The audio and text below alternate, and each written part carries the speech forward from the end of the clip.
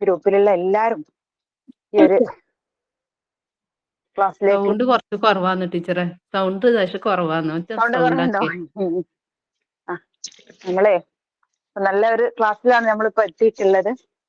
എല്ലാവർക്കും എങ്ങനെ ഉണ്ടായിരുന്നു നമ്മൾ ക്ലാസ് ഒക്കെ ഇതുവരെ? ഇങ്ങനത്തെ ഒരു ക്ലാസ് വേണം. സൗണ്ട് നല്ല കുറവുണ്ടല്ലോ ടീച്ചറെ. ഭയങ്കര സങ്കടം വരുന്നു ക്ലാസ് കഴിഞ്ഞ. ഇല്ല, ഇത് നമ്മള് കഴിഞ്ഞു പോവല്ല, നമ്മളൊരു തുടക്കം മാത്രമാണിത്. ഇനി ഇൻഷാ അല്ലാഹ് ഇതിന്റെ നമുക്ക് ഓഫ്ലൈൻ ആയിട്ടുള്ള ക്ലാസ്സുകളും ഓൺലൈൻ ആയിട്ടുള്ള പല ക്ലാസ്സുകളും ഒക്കെ ഇൻഷാ അല്ലാഹ് നമുക്ക് ഇനിയും ഉണ്ടാവും. അപ്പൊ നിങ്ങളൊക്കെ നമ്മളെ കൂടെ തന്നെ ഉണ്ടാവണം, ആരും ഒഴിഞ്ഞു പോകരുത്. നിങ്ങൾക്ക് ഇനി എല്ലാ പ്രോഗ്രാമിലേക്കും എല്ലാ ക്ലാസ്സുകളും ഒക്കെ നിങ്ങൾക്ക് കിട്ടാൻ വേണ്ടിയിട്ട് അതിന്റെ ഒരു ഗ്രൂപ്പിന്റെ ലിങ്ക് ഒക്കെ നിങ്ങൾക്ക് അവസാനം തരുന്നതായിരിക്കും.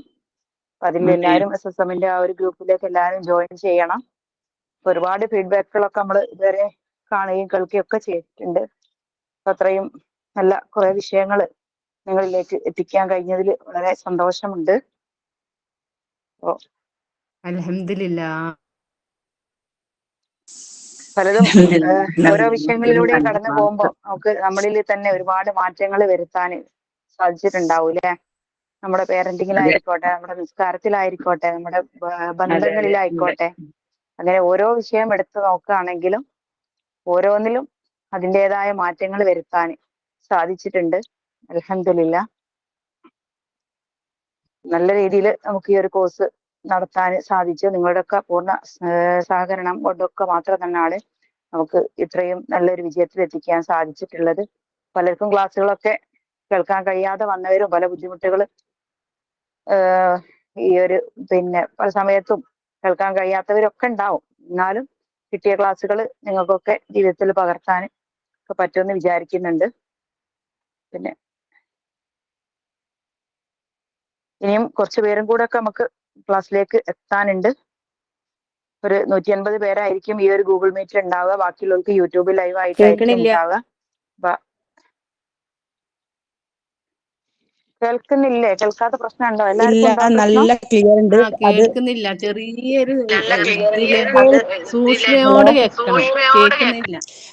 എന്താ ടീച്ചർ വോയിസ് എനിക്ക് നല്ലോണം കേൾക്കുന്നുണ്ട്, നല്ല ക്ലിയർ ഉണ്ട്. ആരും തന്നെ എല്ലാവരും ഫുൾ റേഞ്ചിലും ഫുള്ള് ചാർജിലും ആയിട്ട് ഇരിക്കുക. പിന്നെ എല്ലാവരും പ്രത്യേകം ശ്രദ്ധിക്കണം, സാർ ക്ലാസ് എടുക്കൽ തുടങ്ങിയാൽ സ്റ്റിക്കർ ഇടാം. പിന്നെ ആവശ്യമില്ലാതെ ആരും തന്നെ കുട്ടികൾ കളിക്കുന്നതോ നിങ്ങളെ കയ്യിൽ തട്ടിയിട്ട് വീഡിയോ ഓൺ ആകുന്നതും മൈക്ക് ഓൺ ആകുന്നതും നല്ലോണം ശ്രദ്ധിക്കണം.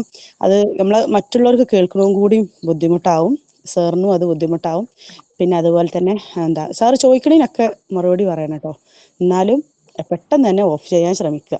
എല്ലാവരും ഒന്ന് ശ്രദ്ധിക്കണം കേട്ടോ. സൗണ്ട് നല്ല കുറവുണ്ടല്ലോ. എല്ലാവർക്കും ഉണ്ടോന്ന് അറിയില്ല, എനിക്ക് നല്ല കുറവുണ്ട്. എന്നാ എനിക്ക് നല്ല ക്ലിയർ ഉണ്ട്, ക്ലിയർ ആയിട്ട് കേൾക്കുന്നുണ്ടല്ലോ.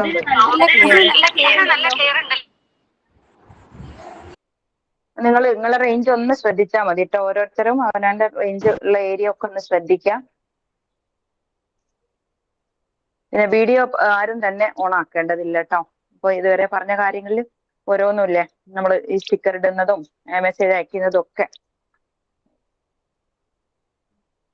ക്ലാസ് തുടങ്ങി കഴിഞ്ഞിട്ടുണ്ടെങ്കിൽ, സാറിന്റെ ക്ലാസ് തുടങ്ങി കഴിഞ്ഞാൽ നമുക്ക് നല്ല രീതിയിൽ ക്ലാസ് മുന്നോട്ട് കൊണ്ടുപോകണം. നിങ്ങളെ റേഞ്ചൊക്കെ ഉള്ള സ്ഥലം നോക്കിയിട്ട് ഒന്ന് ഇരിക്കുക. ഭയങ്കര ഒച്ചപ്പാടൊന്നും ഇല്ലാത്ത സ്ഥലം ആയി തിരഞ്ഞെടുക്കുക, ആ രീതിയിലൊക്കെ.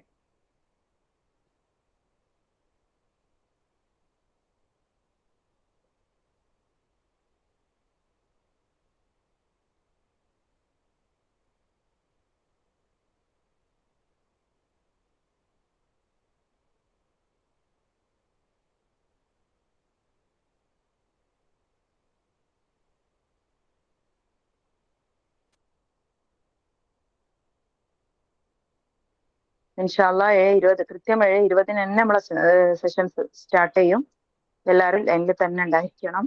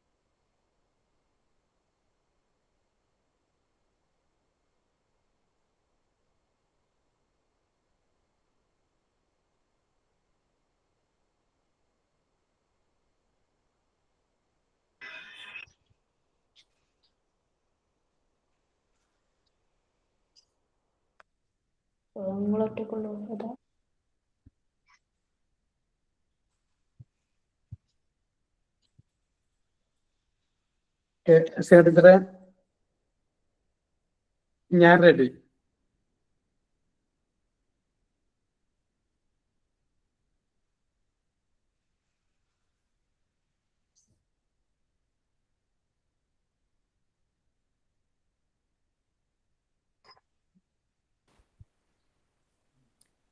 ഹലോ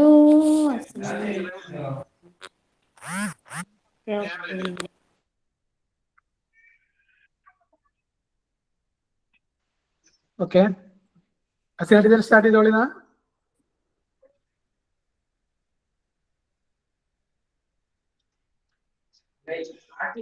ഞാൻ പറഞ്ഞു സാർ കേട്ടില്ല. ഇല്ല, പറഞ്ഞോളൂ. എനിക്ക് സ്റ്റാർട്ട് ചെയ്യാം അല്ലേ? ഓക്കെ.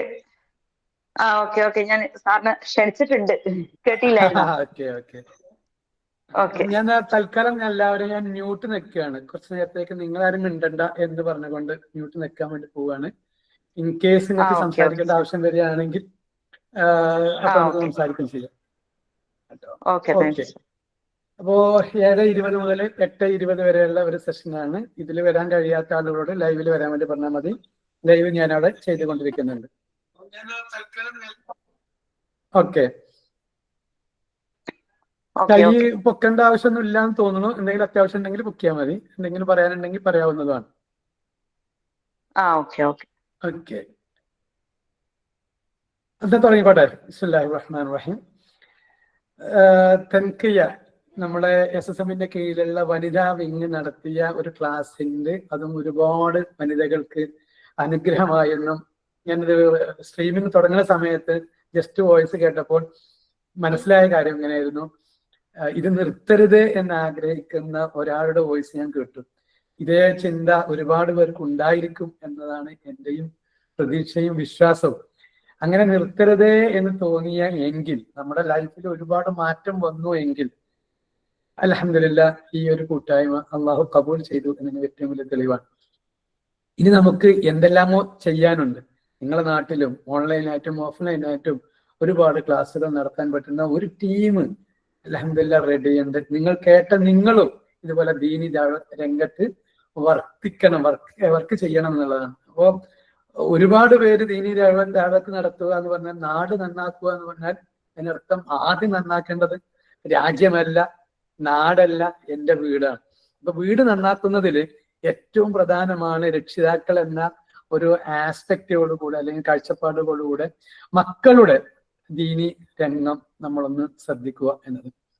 മക്കൾക്ക് വേണ്ടി നമ്മൾ ജീവിക്കുന്നവരാണ്. ഏറ്റവും കൂടുതൽ ആർക്ക് വേണ്ടി എന്തിനു വേണ്ടി ജീവിക്കുന്നു നമ്മളൊക്കെ ചോദിച്ചാൽ മറുപടി നമുക്ക് പറയാനുണ്ടാവുക, ഞാൻ എൻ്റെ മക്കൾക്ക് വേണ്ടി ജീവിക്കുന്നു, അവരൊരു നിലയിലേക്ക് എത്തണം, അതാണ് എൻ്റെ ജീവിതത്തിൽ ലക്ഷ്യം എന്നൊക്കെ നമ്മൾ പലരും പറയാറുണ്ട്. പക്ഷേ ഒരു വാക്യമുണ്ട്, അതിൽ നമ്മൾ അങ്ങോട്ട് 100% അതിൽ വർക്ക് ചെയ്യുന്നുണ്ടോ, താല്പര്യത്തോടെ ശ്രദ്ധിക്കുന്നുണ്ടോ എന്ന വിഷയത്തിൽ വളരെ എന്താ പറയാ വളരെ പ്രയാസത്തിലാണ് നമ്മളൊക്കെ പറഞ്ഞാൽ. എന്റെ മക്കൾ ഞാൻ പറഞ്ഞാൽ കേൾക്കണില്ല എന്നുള്ള ഫീലിംഗ് ആണ് പലർക്കും ഉണ്ടാവുക. അപ്പോ മക്കൾക്ക് വേണ്ടി ജീവിക്കാൻ തയ്യാറെടുത്ത ഒരു മാതാവിനും പിതാവിനും പക്ഷെ മക്കളുടെ സ്വഭാവത്തിൽ വരുന്ന മാറ്റത്തിൽ വേവലാതി കൊള്ളുന്ന ഒരു സാഹചര്യം നമ്മുടെ മുമ്പിലുണ്ട്. പലപ്പോഴും നമ്മൾ കാണുന്നുണ്ട്, നമ്മൾ അല്ലെങ്കിൽ മാതാവ് അല്ലെങ്കിൽ പിതാവ് പറഞ്ഞാൽ കേൾക്കാത്ത കുട്ടികൾ എന്നത്.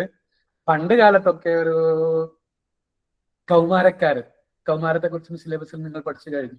ഒരു 13-18 വയസ്സിന് ശേഷമുള്ള കുട്ടികളൊക്കെ ആയിരിക്കും മാതാവിനെ അനുസരിക്കാത്ത കുട്ടി എന്നൊക്കെ പറഞ്ഞിരുന്നത്. എങ്കിൽ ഇന്ന് അനുസരിക്കാത്ത കുട്ടി എന്ന് പറഞ്ഞാൽ അത് 3 വയസ്സ് 4 വയസ്സുള്ള കുട്ടിയും അനുസരിക്കുന്ന കുട്ടി എന്ന് പറഞ്ഞാൽ 18 19 വയസ്സായ കുട്ടിയുമായിരിക്കും.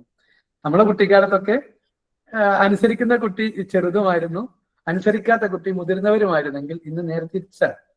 ചെറിയ കുഞ്ഞ് തന്നെ ഫോണിന് വേണ്ടി കുറുമ്പ് കാട്ടി വാശി കാട്ടി ആകെ പ്രശ്നമാക്കി നാട്ടിലും വീട്ടിലും ഒരു പൊതു സ്ഥലത്തേക്ക് ഒരു പൊതു പരിപാടിയിലേക്ക് എന്തിന് കുടുംബത്തിലുള്ള ഒരു കല്യാണത്തിന് വരെ പോവാൻ മാതാവിനെ അനുവദിക്കാത്ത കുട്ടികൾ ഉണ്ടെന്ന ധാരണ വെച്ചിട്ടാണ് ഞാൻ സംസാരിക്കുന്നത്. നമ്മളെ വീട്ടിലൊന്നും അങ്ങനെ ഇല്ല. അപ്പോ ഉണ്ടെങ്കിലും ഈ എന്താ പറയാ ഉമ്മയായ ഞാൻ വളർത്തുമ്പോൾ ഒരു കുഴപ്പവും ഉണ്ടാവില്ല. പക്ഷെ പേരക്കുഞ്ഞായ എന്റെ കുട്ടിയുടെ കുട്ടി വരുന്ന സമയത്ത് എന്റെ സ്വഭാവം മാറുകയാണ്. ആ സ്വഭാവം മാറുന്നതിനെ കുറിച്ചും നമുക്ക് ജസ്റ്റ് ഒന്ന് ചർച്ച ചെയ്യുകയും ചെയ്യാം. എന്നാലും നിങ്ങൾക്ക് ചോദ്യങ്ങൾക്ക് ചോദിക്കാനുള്ള അവസരം ഈ ക്ലാസ്സിനിടയിൽ ഞങ്ങൾ ഒരുക്കിയിട്ടുണ്ട്. ഇൻഷാ അല്ലാഹ് അതിലൂടെ നമുക്ക് പോവുകയും ചെയ്യാം. അപ്പൊ പറഞ്ഞു വന്നത്, കുട്ടി വാശി കാണിക്കുന്നു, കുറുമ്പ് കാണിക്കുന്നു, 2 വയസ്സ് പ്രായമായിട്ടില്ല. ഫോൺ ഉണ്ടെങ്കിൽ കുട്ടി മാന്യനാണ്, ഫോൺ ഇല്ലെങ്കിൽ കുട്ടി വളരെ അസ്വസ്ഥനാക്കാണ്, കരയുകയാണ്. മുതിർന്ന കുട്ടി പഠിക്കുന്നില്ല. അപ്പൊ പ്രത്യേകിച്ച് 10ാം ക്ലാസ്സിന്റെ സമയമാണ്, കുട്ടി പഠിക്കാൻ അല്ലെങ്കിൽ +1 +2 ആയിരുന്നു, അല്ലെങ്കിൽ 10ൽ നല്ല മാർക്ക് ഉണ്ടായിരുന്ന കുഞ്ഞാണ്. +1 മാർക്കുണ്ട്, പക്ഷെ +2 മാർക്ക് കുറഞ്ഞിട്ടുണ്ട്. ഇപ്പൊ അയാളെ ഒന്ന് കൗൺസിൽ ചെയ്യണമെന്ന് പറഞ്ഞിട്ട് അവൾ കൊണ്ടുവരാം. ഈ കൗൺസിലിങ്ങിന് ഇരിക്കുന്ന സമയത്താണ് വളരെ പ്രശ്നക്കാരനായ കുഞ്ഞ് ഈ +1 +2കാരനല്ല, പകരം ഈ ചെറിയ 2 വയസ്സ് 3 വയസ്സ് പ്രായമില്ലാത്ത ആ കുഞ്ഞാണെന്ന് തിരിച്ചറിയും. അപ്പൊ 2 വയസ്സിനും താഴെയുള്ള കുഞ്ഞുങ്ങളിലാണ് ഫോണിന് വേണ്ടി വാശി കാണിക്കുന്നത്, ദേഷ്യം കാണിക്കുന്നത്. ഓക്കെ, അപ്പൊ ഇവിടെ അടുത്ത് വന്ന ഒരു കേസ് ബേസ് ചെയ്തിട്ടാണ് ഞാൻ സംസാരിക്കാൻ ആഗ്രഹിക്കുകയാണ്. കുട്ടി 10ാം ക്ലാസ്സിലേക്ക് എത്തുന്നേ ഉള്ളൂ. 8ാം ക്ലാസ്സിലാണ് ഇപ്പോൾ ഉള്ളത്. 8ാം ക്ലാസ്സിലാണെങ്കിൽ ഇപ്രാവശ്യം തോൽപ്പിക്കും എന്ന ഒരു ധാരണയുള്ളത് കൊണ്ട് ഇത്തിരി ടെൻഷനിലാണ് മാതാവും പിതാവും. അതുകൊണ്ട് കുട്ടിയെ ഒന്ന് പഠിപ്പിച്ച് റെഡിയാക്കാനാണ് കൗൺസിലറുടെ മുന്നിലേക്ക് എത്തുന്നത്. അപ്പോൾ നമ്മൾ ആ കേസിൽ കൈകാര്യം ചെയ്യാൻ നോക്കുന്ന സമയത്താണ് നമുക്ക് തിരിച്ചറിയുന്നത്, കുട്ടിയേക്കാൾ പ്രശ്നമാണ് ചെറിയ കൈ അങ്ങനെ അരയിൽ വെക്കുന്ന അല്ലെങ്കിൽ ഒക്കത്ത് വെക്കുന്ന കുഞ്ഞ് എന്ന് പറഞ്ഞാൽ ആ കുഞ്ഞ്. ഞാൻ പറയുന്നത് മലപ്പുറം സ്റ്റൈലിലാണ്, മനസ്സിലായില്ലെങ്കിൽ നിങ്ങൾക്ക് ആർക്കും ചോദിക്കാവുന്നതാണ് കേട്ടോ. അപ്പോ പറഞ്ഞു വന്നത്, ഈ കുഞ്ഞ് ഫോൺ കിട്ടാൻ വേണ്ടി ആദ്യം ഒന്ന് മാതാവിനോട് ചോദിച്ചു. കുട്ടി എന്നോട് മാതാവ് പറഞ്ഞു. അപ്പൊ കുട്ടി പോയിട്ട് ഫാദറിനെ തോണ്ടിയിട്ട്, അപ്പൊ ഞാനും ഈ ഫാദറും മദറും ഒക്കെ സംസാരിക്കുന്നതിൽ കുട്ടി ഇങ്ങനെ തോണ്ടിയിട്ട് ചോദിക്കുമ്പോൾ ഫാദറും ഇങ്ങനെ കാണിക്കുന്നുണ്ട്. കുറച്ച് കഴിഞ്ഞ് കുട്ടി ഒന്നും കൂടെ ഉമ്മയുടെ അടുത്ത് പോയിട്ട് ഒന്നും കൂടെ തോണ്ടിയിട്ട്, പറയാനൊന്നും കുട്ടിക്ക് അറിയില്ല, ഇങ്ങനെ ചൂണ്ടിക്കാണിക്കുന്നു, ഇങ്ങനെ ചോദിക്കുന്നു. എനിക്ക് ശ്രദ്ധിക്കാൻ താല്പര്യമുള്ള വിഷയമുണ്ട്, ഞാനത് ശ്രദ്ധയോടെ കൂടെ ഇരിക്കുകയും ചെയ്യും. കുറച്ച് കഴിഞ്ഞ് കുട്ടി അടി തുടങ്ങി, പിന്നെ അടി സ്ട്രോങ് ആയി, ചോദ്യം തുടങ്ങി, കിട്ടുന്നില്ല, സൗണ്ട് ഇട്ടു. ഈ ഞങ്ങൾ 3 പേരും സംസാരിക്കുന്ന സംസാരത്തെ ബ്രേക്ക് ചെയ്യുന്ന വിധത്തിൽ അതീവ ശക്തിയോടുകൂടെ കരയിൽ തുടങ്ങി. അപ്പോ കരച്ചിൽ തുടങ്ങി, അടി തുടങ്ങി, കരയിൽ പിന്നെ നിലത്ത് കിടന്ന് ഉരുള തുടങ്ങിയപ്പോ ഉമ്മ ഫോൺ എടുത്ത് കൊടുക്കാൻ ഒരുങ്ങി. അപ്പൊ ഫോൺ ഞാൻ വാങ്ങി, നീ കരഞ്ഞടാന്ന് പറഞ്ഞു, കുഞ്ഞിനോട് കരയാൻ പറഞ്ഞു. അപ്പോ ഇതുവരെ സമരം ചെയ്ത പ്രകാരം അത് കിട്ടാൻ സമയത്ത് ഞാനത് വാങ്ങി. അപ്പൊ ഇനി എന്റെ കയ്യിൽ നിന്ന് എങ്ങനെ വാങ്ങാം? ഞാൻ 3ാമത് പുതിയൊരാളാണല്ലോ. അപ്പൊ കുട്ടി തൽക്കാലം കരച്ചിൽ നിർത്തി. കുറച്ച് കഴിഞ്ഞിട്ട് ഫാദറിന്റെ കയ്യിൽ വേറെ ഫോണുണ്ട്, അത് ചോദിക്കൽ തുടങ്ങി. അപ്പോ നേരത്തെ പറഞ്ഞതുപോലെ കൊടുക്കുന്നില്ല എന്നിട്ട് വീണ്ടും ഇതേ ലഹളകൾ, പ്രശ്നങ്ങൾ, സൗണ്ട് ഉണ്ടാക്കി തുടങ്ങിയിട്ട് ഫാദറിന്റെ മേലെ കൂടെ കിടന്ന് മറിഞ്ഞ് വീണ് കരച്ചിൽ തുടങ്ങി. അപ്പൊ ഫാദർ എടുത്തിട്ട് ഫോൺ കൊടുക്കും, അതും ഞാൻ വാങ്ങി വെച്ചു. എന്റെ കയ്യിൽ 2 ഫോണുണ്ട്, അതും കുട്ടിയെ കാണിച്ചു കൊടുത്തു. ശരിക്കും പറഞ്ഞാൽ ഞാൻ ഫോൺ വാങ്ങിയിട്ട് കുട്ടി സൈലന്റ് ആയി. കുറച്ച് കഴിഞ്ഞിട്ട് പിന്നെ എന്നോട് ചോദിക്കൽ തുടങ്ങി. ഒന്നിങ്ങനെ ചോദിക്കും, എൻ്റെ അടുത്ത് വരുമ്പോൾ ഞാൻ ഒന്ന് കണ്ടുകൊണ്ട് ഇത് ജസ്റ്റ് ഒരു നോട്ടം നോക്കി. കുട്ടി ഒന്നര മാറി നിന്നു. പിന്നെ കുറച്ച് കഴിഞ്ഞ് പുറത്ത് പോയിട്ട് നല്ല ശബ്ദത്തോടുകൂടെ കരയലും തലയിട്ടിട്ട് ചുമരിൽ അടിക്കലും തുടങ്ങി. അപ്പോ മാതാവും പിതാവും ഒന്നിങ്ങനെ ശ്രദ്ധിച്ചു. അപ്പൊ കുട്ടിയെ തല ചുമരിന്ന് കൊണ്ട് മാറ്റാൻ വേണ്ടിയിട്ട് പറഞ്ഞു, ഇങ്ങോട്ട് മാറ്റി. ഇപ്പൊ ഇതിന് തറയിലിട്ടിട്ട് അടിക്കലാണ്, ടൈൽസിലിട്ടിട്ട് അടി തുടങ്ങി. പിന്നെ മാതാവ് പറഞ്ഞു, ആ ഫോൺ ഏതെങ്കിലും ഒന്ന് കൊടുത്തെങ്കിലും വെച്ചു. അപ്പൊ ഞാൻ പറഞ്ഞ എന്റെ ഫോണ് കൊടുക്കാറുണ്ട്, എന്റെ ഫോൺ കൊടുത്തു. ഐഫോൺ കൊടുത്തപ്പോ അത് കൊടുക്കല്ലേ എന്ന് പറഞ്ഞു. ഞാൻ കാണിച്ചു കൊടുത്തു. അപ്പൊ കുട്ടി വീണ്ടും കരയാണ്, എന്റെ ഫോണ് അത് വേണ്ട, ഉമ്മയുടെ ഫോണ് മാത്രം മതി. അപ്പൊ ഞാൻ പറഞ്ഞു, നീ കരഞ്ഞോ? ഞാൻ ഫോൺ തരില്ല, എല്ലാ ഫോണും എന്റെ കസ്റ്റഡിയിലാണ്. കുറേ നേരം കുട്ടി കരഞ്ഞു. കുറെ നേരം കരഞ്ഞു കഴിഞ്ഞ് ആ കരയുന്ന സമയത്ത് കുട്ടീനെ വേറെ കൊണ്ട് മാറ്റില്ല, എന്റെ മുന്നിൽ തന്നെ എത്തിയിട്ട് ഞങ്ങൾ ഈ കൗൺസിലിംഗ് തീർത്ത് എല്ലാം കഴിഞ്ഞ ശേഷം പോകാൻ സമയത്ത് ഞാൻ കുഞ്ഞ് അവരെല്ലാം ഓക്കെയാണ്, ഹാപ്പിയാണ്, കേസെല്ലാം തീർന്നു, ഇവന്റെ കരച്ചിലും മാറി. കുറച്ച് കഴിഞ്ഞ് നോക്കുമ്പോ ഈ മാതാവും പിതാവും പുറത്തു പോയി വന്ന് നോക്കുമ്പോ ഈ കുട്ടി എന്റെ മടിയിൽ ഇരുന്നിട്ട് എന്നോട് കളിച്ചും ചിരിച്ചും തമാശ പറഞ്ഞുകൊണ്ടിരിക്കും. അല്ലെ ഞങ്ങൾ രണ്ടുപേരും കളിക്കുകയാണ്, അതുപോലെ ഞാൻ കുട്ടി ചിരിക്കുകയാണ്. ഇത് കണ്ട രക്ഷിതാവിന് വല്ലാത്തൊരു അത്ഭുതം തോന്നുകയാണ്. ഫോണ് പിടിച്ച് ഞാൻ വെച്ചിട്ട് പോലും കുട്ടി എന്നോട് കമ്പനി കാണിക്കുന്നു. കിട്ടാൻ വേണ്ടി കുട്ടി ശബ്ദമിട്ട് കരയുന്നു, മാതാവിനെയും പിതാവിനെയും ഉപദ്രവിക്കുന്നു, ശേഷം സ്വയം ശരീരം തന്നെ ഉപദ്രവിക്കുന്നു, തലാച്ചുമരിലടിക്കുന്നു. അപ്പോ അധ്യാപകനാണ് ഈ രക്ഷിതാവ് പോലും. അധ്യാപകനായ രക്ഷിതാവിനെ അറിയാം നാട്ടുകാരുടെ കുട്ടികളെ വളർത്താൻ, പക്ഷെ സ്വന്തം കുട്ടിയുടെ മുന്നിൽ നമ്മൾ പരാജയപ്പെട്ടു പോകും.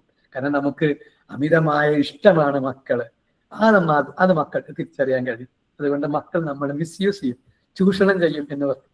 അപ്പൊ ഇവിടെ ഞാൻ ഈ അപ്ലൈ ചെയ്തത് എന്താണെന്ന് വെച്ചാൽ, കുട്ടിയെ നീ കരഞ്ഞോ, ഫോൺ നിനക്ക് തരില്ല എന്നൊരു വാക്ക് പറയുമ്പോ ആദ്യം കുറെ നേരം സമരം ചെയ്യും. അതൊരു 10-15 മിനിറ്റ് ഒക്കെ ഇവർ ആ സമരം നടക്കില്ല. ഇത് കിട്ടില്ല എന്ന് മനസ്സിലായി കഴിഞ്ഞാൽ മാതാവിന്റെയും പിതാവിന്റെയും ഫോൺ എന്റെ കസ്റ്റഡിയിലാണ് കണ്ടാൽ കുട്ടി എന്റെ അടുത്ത് വരും. ഫോൺ കിട്ടാൻ വേണ്ടി ഓൻ എന്നോട് ലോയം കൂടും. മാതാവിന്റെ ഫോൺ അവിടെ കിടക്കുന്നുണ്ട്, എന്റെ മുന്നിൽ നിന്ന് എടുക്കാൻ തോന്നില്ല.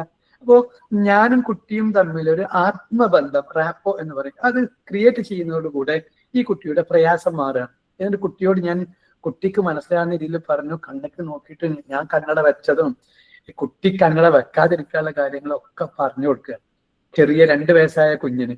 അപ്പോ മാതാവിന് സംശയം, ഹൈ 2 വയസ്സായ കുട്ടിയോട് എന്തിനാ സംസാരിക്കണേ, കുട്ടി ഇങ്ങോട്ട് പറയുന്നില്ലല്ലോ. വളരെ ശ്രദ്ധിക്കുക. എന്താന്ന് വെച്ചാൽ, സംസാരിക്കാൻ പഠിച്ച കുട്ടിയോടല്ല നമ്മൾ കാര്യമായി സംസാരിക്കേണ്ടത്, സംസാരിക്കാൻ അറിയാത്ത കുഞ്ഞിനോടാണ്. അപ്പൊ ആ കുഞ്ഞാണ് നമ്മളെ കേൾക്കുക. ഇപ്പൊ നമുക്കാണെങ്കിൽ കുട്ടിയോട് സംസാരിക്കാൻ നേരമില്ല, ചെറിയ കുഞ്ഞാണ്, എന്താ പറയാ, 40 തികയാത്ത കുഞ്ഞിനോട് സംസാരിക്കാൻ മാതാവ് ഉണ്ടാവും, മാതാവിന്റെ മാതാവ് ഉണ്ടാവും, വരുന്നവരെല്ലാം ഉണ്ടാവും. സംസാരം തുടങ്ങിയ ഒരു 6 മാസം 8 മാസമായ പ്രായമായ കുഞ്ഞിനോട്, അല്ലെങ്കിൽ 1 വയസ്സ് 1.5 വയസ്സായ കുഞ്ഞിനോട് സംസാരിക്കാൻ നമുക്ക് സമയമില്ല. കുട്ടി 1-2 വാക്കുകളെ പറയുണ്ടാവും.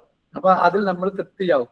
ഞാൻ പറഞ്ഞു വന്നത്, സംസാരിക്കാൻ കഴിയാത്ത കുഞ്ഞ്, ആ കുഞ്ഞിനോടാണ് നമ്മൾ കാര്യമായി സംസാരിക്കേണ്ടത്. കാരണം നമ്മുടെ പറയുന്ന വാക്കുകൾ ആ കുട്ടി ക്യാച്ച് ചെയ്യും, കേൾക്കും. ആ കേൾക്കുന്ന വാക്കുകളാണ് നാളെ ആ കുട്ടി പുറത്തേക്ക് കൊണ്ടുവരും. ഇപ്പോ സഹോദരിമാരെ, നമ്മൾ പരമാവധി നമ്മുടെ കുഞ്ഞുങ്ങളോട് സംസാരിക്കാൻ ശ്രദ്ധിക്കണം. ഞാനിപ്പോ ലെൻസിൽ നോക്കിയിട്ടാണ്, ക്യാമറ ലെൻസിലേക്ക് നോക്കിയിട്ടാണ് സംസാരിക്കുന്നത്. നിങ്ങൾക്ക് ഒരു പക്ഷേ തിരക്കിന്റെ ഇടയിൽ നിങ്ങൾ നോക്കിയിരിക്കുകയാണെങ്കിൽ ഞാൻ നിങ്ങളെ നോക്കുന്ന ഫീലിംഗ് നിങ്ങൾക്ക് ഉണ്ടാവും. ഇനി ഞാൻ ചോദിക്കട്ടെ, നിങ്ങളുടെ മക്കളുടെ കണ്ണിൽ നോക്കി സംസാരിച്ചിട്ടുണ്ടോ? സംസാരിക്കാൻ സമയം കണ്ടെത്താറുണ്ടോ? നിങ്ങൾക്ക് മുതിർന്ന കുട്ടികളും ഇളയ കുട്ടികളും എല്ലാം ഉണ്ടാവും. നേരത്തെ പറഞ്ഞ പോലെ ചെറിയ കുഞ്ഞിനെ പ്രസവിച്ച് കിടക്കുന്ന അമ്മയ്ക്ക്, മാതാവിന് കുഞ്ഞിന്റെ കണ്ണിൽ നോക്കാൻ സമയമുണ്ടാവും. പക്ഷെ മുതിർന്ന കുഞ്ഞിനെ കണ്ണിൽ നോക്കി ഇത്തിരി നേരം സംസാരിക്കാൻ മാതാവിനും പിതാവിനും സമയം കിട്ടുന്നുണ്ടോ എന്ന് ചോദിച്ചാൽ അവിടെയാണ് നമ്മൾ പ്രശ്നക്കാരനായിട്ട് മാറുന്നത്. നമുക്ക് സമയം കിട്ടുന്നുണ്ടാവില്ല, സ്നേഹത്തോടെ സംസാരിക്കുന്നുണ്ടാവില്ല. നമ്മുടെ ബ്രെയിനിലേക്ക് ഇൻഫർമേഷൻ, അറിവുകൾ വരുന്നത് 5 രീതിയിലൂടെയാണ്. കാണുന്നു, കേൾക്കുന്നു, മണക്കുന്നു, രുചിക്കുന്നു, പിന്നെ തൊട്ട് സ്പർശനത്തിലൂടെ. ഇതിൽ എന്റെ കുട്ടിക്ക് എന്ത് വാക്കാണ് ഞാൻ ധൈര്യം കിട്ടാൻ വേണ്ടി ദിവസവും പറയാറുള്ളത്? എന്റെ കുട്ടിക്ക് മാതാവായ ഞാൻ സ്നേഹിക്കുന്നുണ്ട്, മോനെ മോളെ നിന്നെ ഞാൻ സ്നേഹിക്കുന്നു എന്ന് പറയാൻ ഈ ഉമ്മ അല്ലെങ്കിൽ ഈ ഉപ്പ എന്ത് വാക്കാണ് ഉപയോഗിക്കാറുള്ളത്? അങ്ങനെയൊക്കെ ചോദിച്ചാ നമ്മൾ ഇങ്ങനെ പറയും, അങ്ങനെ ഉണ്ടോ? ഞാൻ എന്റെ കുട്ടിയെ ഇഷ്ടമാണ്, എന്റെ ഉള്ളിൽ ഇഷ്ടമുണ്ട്, പക്ഷെ ഞാനത് പ്രകടിപ്പിക്കാറില്ല. ATM ഉണ്ടല്ലോ നമ്മുടെ നാട്ടിലൊക്കെ, ATM ക്യാഷ് കൊടുക്കുന്നത്, ക്യാഷ് ഇഷ്ടം പോലെ അവിടെ വെച്ചിട്ടുണ്ട്. ആർക്കാ ഉപകാരം? ആരത് എടുക്കുക? എടുക്കണമെങ്കിൽ ഈ കാർഡ് കൊണ്ടുപോയി കുത്തി നമ്പർ അടിച്ച് അതെല്ലാം ഓക്കെ ആണെങ്കിൽ അതിൽ നിന്ന് വരും. ആ ATM ഉള്ള ക്യാഷ് കൊണ്ട് നാട്ടുകാർക്ക് എന്താ ഉപകാരം എന്ന് ചോദിച്ചാൽ, ആർക്കാണോ അത്യാവശ്യം, ആരുടെ ബാങ്കിലാണോ ക്യാഷ് ഉള്ളത് അയാൾക്ക് പോയിട്ട് ATM എടുക്കാം. ചുരുക്കി പറഞ്ഞാൽ, എന്റെ ഉള്ളിലെ സ്നേഹമുണ്ട്, അത് എനിക്ക് മാത്രം അറിയാം, എന്റെ കുഞ്ഞിനറിയില്ല എന്നതാണ്. നമ്മളെ മക്കളോട് സ്നേഹമാണെങ്കിൽ സ്നേഹം തന്നെ പ്രകടിപ്പിക്കണം. ദേഷ്യമാണെങ്കിൽ ദേഷ്യം പ്രകടിപ്പിച്ചുകൂടാ. കാരണം നമ്മളൊക്കെ ചെയ്യാറുള്ളത് ദേഷ്യമാണ് പ്രകടിപ്പിക്കാറുള്ളത്. അധിക കുട്ടികളെയും ഈ +1 അല്ലെങ്കിൽ 10ാം ക്ലാസ് 8ാം ക്ലാസ്സിലൊക്കെ എത്തിയ കുട്ടികളുടെ പഠിക്കാൻ പേടി വരുന്ന കാരണത്തെ കുറിച്ച് ചിന്തിക്കുമ്പോൾ എന്താ കാരണം വെച്ചാൽ ആ കുട്ടികളൊക്കെ അവരുടെ മാതാവ് പഠിപ്പിച്ചു എന്നുള്ളതാണ് കേസ് പറയുക. ഞാൻ എൻ്റെ ഭാര്യയെ ഡ്രൈവിംഗ് പഠിപ്പിച്ചാൽ ഞാൻ അയാളെ മിക്കവാറും തല്ലും, അല്ലെങ്കിൽ ചീത്ത പറയും, ഷൗട്ട് ചെയ്യും. കാരണം അദ്ദേഹം എൻ്റെ കീഴിലുള്ള ഒരു ചിന്ത എൻ്റെ മൈൻഡിൽ ഉണ്ടാവാം. എന്റെ കീഴിലൊന്നല്ല, പക്ഷെ കീഴിലാണെന്ന ചിന്തയുണ്ടാവും. അയാൾ എനിക്ക് വഴക്ക് പറയാം, എനിക്കറിയണത് എൻ്റെ ഭാര്യയ്ക്ക് അറിയില്ലല്ലോ എന്ന് കരുതി ഞാൻ വഴക്ക് പറയാം. ഇതിനേക്കാൾ ഗൗരവമാണ് ഞാൻ എൻ്റെ കുട്ടിയെ പഠിപ്പിക്കാൻ ഇരിക്കുകയാണെങ്കിൽ. ഞാൻ വിദ്യാഭ്യാസം നേടിയിട്ടുണ്ട് കുട്ടികളെ പഠിപ്പിക്കാൻ വേണ്ടിയിട്ട്. അത് എങ്ങനത്തെ കുട്ടികളെ? നാട്ടുകാരെ കുട്ടികളെ പഠിപ്പിക്കാൻ വേണ്ടി. സ്വന്തം കുട്ടിയെ പഠിപ്പിക്കാൻ അതെന്നെ പറ്റില്ല എന്നുള്ളതാണ്, എന്നെ പറ്റില്ല എന്നുള്ളത്. മനസ്സിലായ പറഞ്ഞ വാക്ക്? എന്റെ കുട്ടിയെ പഠിപ്പിക്കാൻ എന്നെ പറ്റില്ല. കാരണം 2 വാക്ക് ഞാൻ പഠിപ്പിച്ചു കഴിഞ്ഞാൽ 3ാമത്തെ അതേ കാര്യം ഞാൻ പറയുമ്പോൾ എന്റെ കീഴിലുള്ള എന്റെ കുട്ടിയോട് എനിക്ക് സ്നേഹത്തിന് പകരം ദേഷ്യം വരും. ഞാൻ കുട്ടികളെ അടിക്കും, എന്റെ കുട്ടിയെ ഞാൻ അടിക്കും. കാരണം ബാക്കിയുള്ള നാട്ടുകാരെ കുട്ടികളെ അടിച്ചിട്ടുണ്ടെങ്കിൽ ഇപ്പൊ ഒരുപക്ഷെ പോക്സോ കേസ് വരാം. അതുകൊണ്ട് ഞാൻ നാട്ടുകാരെ കുട്ടികളെ അടിക്കില്ല. അത് നാട്ടുകാരുടെ കുട്ടികളുടെ സ്നേഹത്തോടെ ഞാൻ സംസാരിക്കും. എന്റെ കുട്ടിയോട് ഞാൻ പരുഷമായി സംസാരിക്കും. ഇതാണ് വിദ്യാഭ്യാസം നമ്മൾ പഠിപ്പിക്കാൻ ഇരുന്നാൽ ഉണ്ടാവുക. അപ്പോ മാതാവിനോടും പിതാവിനോടും എനിക്ക് പറയാനുള്ളത് ഒറ്റ വാക്കാണ്: നിങ്ങൾ നിങ്ങളുടെ കുട്ടികളുടെ മാതാവും പിതാവും ആവുക. നിങ്ങൾ കുട്ടികളുടെ പ്രിൻസിപ്പാളോ ഹെഡ് മാസ്റ്ററോ ക്ലാസ് ടീച്ചറോ നിങ്ങളാവേണ്ട. നിങ്ങൾ ആ കുട്ടിയെ കണക്ക് പഠിപ്പിക്കാൻ ഒരുങ്ങിയാൽ ആ കുട്ടിക്ക് കണക്ക് വെറുപ്പായി മാറും. കാരണം കുട്ടിക്ക് ഏറ്റവും ഇഷ്ടപ്പെട്ട മാതാവും പിതാവും ഞാനായാൽ മാത്രം മതി. കണക്ക് ടീച്ചറും സോഷ്യൽ ടീച്ചറും ഒന്നും കൊടുക്കേണ്ട. കുട്ടി കരയാന്ന ഫോണിന് വേണ്ടി കരയുന്ന കുഞ്ഞിനെ കുറിച്ച് നേരത്തെ പറഞ്ഞല്ലോ. ആ കുട്ടി കരയാനുള്ള കാരണം എന്താ വെച്ചാൽ കുട്ടി അമിത ശബ്ദത്തോടെ കുട്ടി കരഞ്ഞിട്ടുണ്ടെങ്കിൽ നേരത്തെ നമ്മൾ പറഞ്ഞതുപോലെയുള്ള വല്യപ്പ ഗ്രാൻഡ് പാരന്റ് വല്യമ്മ ഞാനാണെങ്കിൽ ഞാൻ വിളിച്ചു പറയും, നീ ആ കുട്ടിക്ക് ആ ഫോണൊന്ന് കൊടുക്ക്, ആ കുട്ടീന്റെ കരച്ചിൽ കേൾക്കാൻ വയ്യ. അപ്പൊ കുട്ടിക്ക് അറിയാം ഫോൺ കിട്ടണമെങ്കിൽ അവിടെ ഒന്ന് വോളിയം കൂട്ടിയാൽ മതി. എന്റെ തല ചുമലിലടിക്കുമ്പോ തറയിലടിക്കുമ്പോ എനിക്ക് വേദനയുണ്ട്. പക്ഷെ എന്റെ വേദനയേക്കാൾ വലുതാണ് എന്റെ മാതാവിനും എന്റെ പിതാവിനും ഇനി ഗ്രാൻഡ് പാരന്റ്സിന് വരുന്ന സങ്കടം എന്ന് ആ കുട്ടിക്ക് തിരിച്ചറിയാൻ കഴിഞ്ഞെങ്കിൽ ആ കുട്ടി വേദന മറക്കും, ലക്ഷ്യം ഫോക്കസ് ചെയ്യും എന്നതാണ്. എന്റെ കുട്ടി കരയാനുള്ള കാരണക്കാരൻ ഗ്രാൻഡ് പാരന്റ്സ് ആണ് എന്നല്ല കരുതേണ്ടത്, ഞാനാണ് എന്നാണ് തിരിച്ചറിയേണ്ടത്. അപ്പൊ എന്റെ ഫോണിന് എന്റെ ആവശ്യത്തിന് വേണ്ടി ഞാൻ വിനിയോഗിക്കുക എന്നല്ലാതെ എന്റെ കുട്ടിക്ക്, പ്രത്യേകിച്ച് കുഞ്ഞു കുട്ടിക്ക് ഇങ്ങനെ ഫോണ് ഇങ്ങനെ അടുത്ത് വെച്ചിട്ട് എന്താ പറയാ, ഒരു നിശ്ചിത അകലത്തിലാണെങ്കിൽ കുഴപ്പമില്ല. ഫോണിന്റെ ക്യാമറയുടെ ഒക്കെ പ്രത്യേകത നോക്കിയിട്ടുണ്ടെങ്കിൽ എത്ര വലിയ സ്ട്രോങ് ഉള്ള സാധനം തിരിച്ചറിയണമെങ്കിൽ നിങ്ങളുടെ റൂമിൽ, ഇരുട്ടുള്ള റൂമിൽ നിങ്ങൾ ജസ്റ്റ് ഒന്ന് അതിന് ഡിസ്പ്ലേ മാത്രം ഓണാക്കിയാൽ മതി. ടോർച്ചൊന്നും ഓണാക്കണ്ട, ഡിസ്പ്ലേ മാത്രം ഓണാക്കിയാൽ മാത്രം മതി. മിക്കവാറും ആ റൂമിൽ പ്രകാശം ഉണ്ടാവാൻ ശേഷിയുള്ള പ്രകാശമാണ്. അപ്പൊ നമ്മളെ 1 വയസ്സ് പോലും തികയാത്ത കുഞ്ഞിന് ഈ ഫോൺ കൊടുക്കുമ്പോൾ കുട്ടി അതിലെ കാണുന്ന മൂവ്മെന്റിൽ കണ്ട് അടുത്തടുത്ത് വെച്ച് കണ്ടുകൊണ്ടിരിക്കുമ്പോൾ നമ്മുടെ കുഞ്ഞിന് ഇതുപോലെ കണ്ണട എന്നുള്ളത് ക്രെഡിറ്റ് ഒന്നുമല്ല. നമ്മുടെ കുട്ടിക്കാലത്ത് നമുക്ക് തോന്നിയിരുന്നത് അങ്ങനെയൊക്കെയായിരുന്നു. കണ്ണട വെച്ച് മീശ വെച്ച് എന്താ പറയാ സിഗരറ്റ് പോയിട്ടാണ് ഏറ്റവും വലിയ ഹീറോയിസ് എന്നൊക്കെ തോന്നുന്ന കാലം ഉണ്ടായിരുന്നു. അതൊന്നുമല്ല. ഇതൊക്കെ ആളുകളുടെ ശരീരത്തിന്റെ എന്താ പറയാ കുഴിയിലേക്ക് പോകാൻ സമയമായി എന്ന സൂചനകളിൽ പെട്ടതാണ്. അത് നമ്മളെ കുഞ്ഞിന് ജനിച്ച ഉടനെ തന്നെ ആ ഒരു സൂചന നിങ്ങൾ കൊടുക്കേണ്ടതില്ല. കുഞ്ഞ് സന്തോഷത്തോടെ ജീവിക്കട്ടെ. അപ്പോ നിങ്ങളുടെ ഫോൺ കേടുവന്നു, നമുക്ക് എന്ത് ചെയ്യാം, അതിലെ ഡിസ്പ്ലേ കാണുന്നതിന് ഒന്ന് പരിമിതപ്പെടുത്താം. ഇപ്പൊ നമ്മൾ പഠിക്കാൻ വേണ്ടി വിനിയോഗിക്കുകയാണ്. ഇന്ന് നിങ്ങൾ ഈ കേട്ട ക്ലാസ്സിനെ നിങ്ങൾ ഇങ്ങനെ തിരിച്ചറിയണം. ഈ ക്ലാസ് പഠിക്കാൻ വേണ്ടി ഉപയോഗിക്കുന്നു. നിശ്ചാകലത്തിലാണ് വെക്കുന്നത്, തൊട്ടടുത്ത് വെച്ചിട്ടല്ല. നമ്മൾ കുട്ടികളും നമ്മളും കൂടെ ഒരുമിച്ചിരുന്ന് ഇത് കേട്ടുകൊണ്ടിരിക്കുന്നു. സന്തോഷമുള്ള കാര്യമാണ്. ഇനി ഈ ക്ലാസ് തങ്കിയ ക്ലാസ് കിട്ടിയ നിങ്ങളുടെ മക്കളോട് അമിതമായ സ്നേഹം പ്രകടിപ്പിച്ചു തുടങ്ങുക. സ്നേഹം നമുക്ക് ഉള്ളിലുണ്ട്, അത് ലിമിറ്റ് ഒന്നുമില്ല, അൺലിമിറ്റഡ് ആണ്, അമിതമാണ്. അത് അങ്ങനെ തന്നെ സ്നേഹത്തെ പ്രകടിപ്പിക്കുക. എങ്ങനെയൊക്കെ പ്രകടിപ്പിക്കാം ചോദിച്ചാൽ നിങ്ങൾക്കറിയാം, നമ്മൾ അറിയുന്നത് തന്നെ. ഒന്നും കൂടെ ഓർമ്മപ്പെടുത്താൻ വേണ്ടിയിട്ട് പറയാം, എന്നെയും കൂടെ ഓർമ്മപ്പെടുത്താൻ വേണ്ടി പറയാം. ഭക്ഷണം കഴിക്കുന്ന സമയമുണ്ട്. ആ സമയത്ത് അള്ളാഹിന്റെ റസൂൽ സല്ലല്ലാഹു അലൈഹി വസല്ലം ചില ഹദീസുകൾ നമ്മളൊന്നും ആരെങ്കിലും ഒരാൾ പറയുക, അവിടെ ഉണ്ടായിരുന്ന സംഭവങ്ങൾ കഥകൾ രൂപത്തിൽ കുട്ടികൾക്ക് പറഞ്ഞു കൊടുക്കുക. ഇത്യാദി കാര്യങ്ങളൊക്കെ ഭക്ഷണം കഴിക്കുന്ന സമയത്ത് എൻ്റെ വലിയ കുട്ടിക്ക് ഞാൻ വാരിക്കൊടുക്കുന്നു, എൻ്റെ ഭാര്യയ്ക്ക് ഞാൻ വാരിക്കൊടുക്കുന്നു, ഭാര്യ ഭർത്താവിന് വാരിക്കൊടുക്കുന്നു. ഒരൊറ്റ പ്ലേറ്റിൽ ചുറ്റും ഇരുന്നിട്ട് കഴിക്കുകയാണെങ്കിൽ എന്ത് രസമായിരിക്കും അത്. അൽഹംദുലില്ലാ. ഞാൻ പറയാറുണ്ട്, എൻ്റെ കുഞ്ഞ് അന്ന് അവന് പിന്നെ 2 വയസ്സാകാൻ സമയമായിട്ടേ ഉള്ളൂ. ഞങ്ങൾ ഭക്ഷണം കൊടുക്കണേ, എല്ലാ ദിവസവും അവന് വാരി കൊടുക്കലാണ് അവൻ്റെ ഉമ്മ. ഞങ്ങൾ ഒരുമിച്ച് വലിയ തളിക വാങ്ങി കൊണ്ടുവന്ന് ചുറ്റും ഇരുന്ന് ഭക്ഷണം കഴിക്കുക. അവൻ സ്വന്തമായി മുന്നിലേക്ക് വാരി വെച്ച്, കൂട്ടമുള്ളതിൽ നിന്ന് ഒരു ഭാഗം മാത്രം അവന്റെ മുന്നിലേക്ക് വാരി വെച്ച് അതിൽ ഒരു ഭാഗം എടുത്ത് അവൻ കഴിക്കുന്നു സന്തോഷത്തോടെ. ഒരു വറ്റ് പോയിട്ടുണ്ടെങ്കിൽ എൻ്റെ മുന്നിൽ നിന്ന് ഒരു വറ്റ് പോയാൽ ഞാനത് കഴിക്കുന്നു, എൻ്റെ കുട്ടിയും അത് കഴിക്കുന്നു. ഇങ്ങനെ ഓരോ കുഞ്ഞുങ്ങളും കഴിക്കുന്നത് കാണുമ്പോൾ ഉണ്ടാകുന്നൊരു സന്തോഷമുണ്ടല്ലോ, അത് വേറെ തന്നെയാണ്. നമ്മളെ മക്കളോടൊപ്പം നമുക്കൊന്ന് ഒരുമിച്ചിരിക്കാം. വീട്ടമ്മമാർക്ക് അറിയാലോ, നമ്മുടെ വീട്ടിൽ 5 ആളുണ്ടെങ്കിൽ 5 പേർക്കുള്ള ഭക്ഷണങ്ങളും സാധനങ്ങളൊക്കെ ഉണ്ടാക്കി കൊടുക്കുക എന്നുള്ളത് തന്നെ വളരെ റിസ്ക്കാണ്. ഉണ്ടാക്കി കൊടുത്തു കഴിഞ്ഞിട്ട് അതിന് പാത്രങ്ങൾ ഉണ്ടാകും. ഒരു ആൾക്ക് ഭക്ഷണം കൊടുക്കാൻ മിനിമം 3 പാത്രം. ആ 3 പാത്രം ക്ലീൻ ആക്കുന്നതിനേക്കാൾ ഈസി ആയിരിക്കും ഒരൊറ്റ പാത്രം കൊണ്ട് തന്നെ നമുക്ക്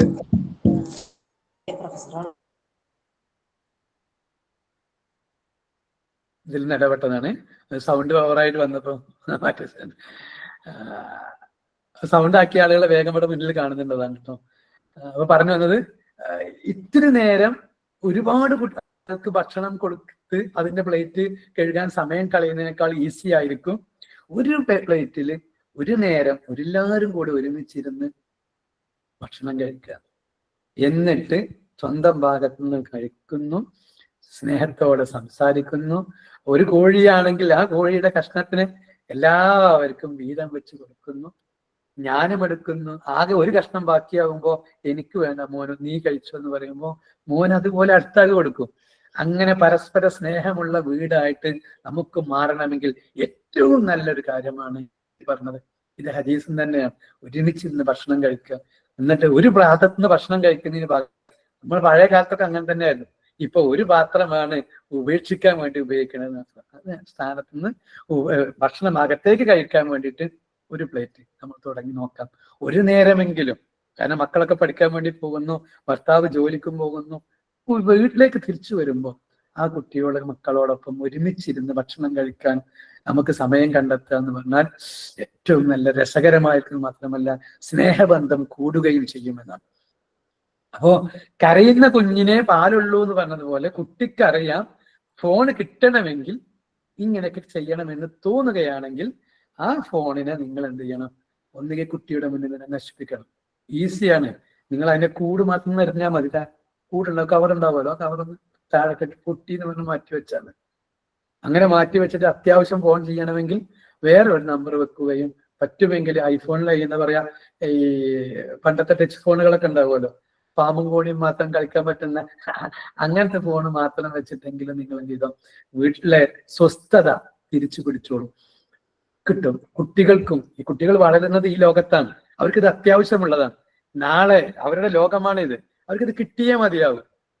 ഈ ലോകം അവർക്ക് വേണ്ടതാണ്. പക്ഷേ നമുക്കറിയാലോ, ഐഫോൺ, ആപ്പിളിന്റെ അദ്ദേഹം സ്റ്റീവ് ജോബ്സ് ഒക്കെ സ്വന്തം മക്കൾക്ക് ഫോൺ കൊടുത്തത്, അതായത് ലോകത്ത് വേണ്ടപ്പെട്ട ഫോണായിട്ട് ഒരു കാലത്ത് എണ്ണപ്പെട്ടിരുന്ന ആപ്പിളിന്റെ ഫോൺ നിർമ്മിച്ച കമ്പനിയുടെ MD സ്വന്തം മകൻ 18 വയസ്സ് കഴിയുന്നതിന് മുമ്പ് ഫോൺ പോലും കൊടുത്തിട്ടില്ല എന്നുള്ളതാണ്.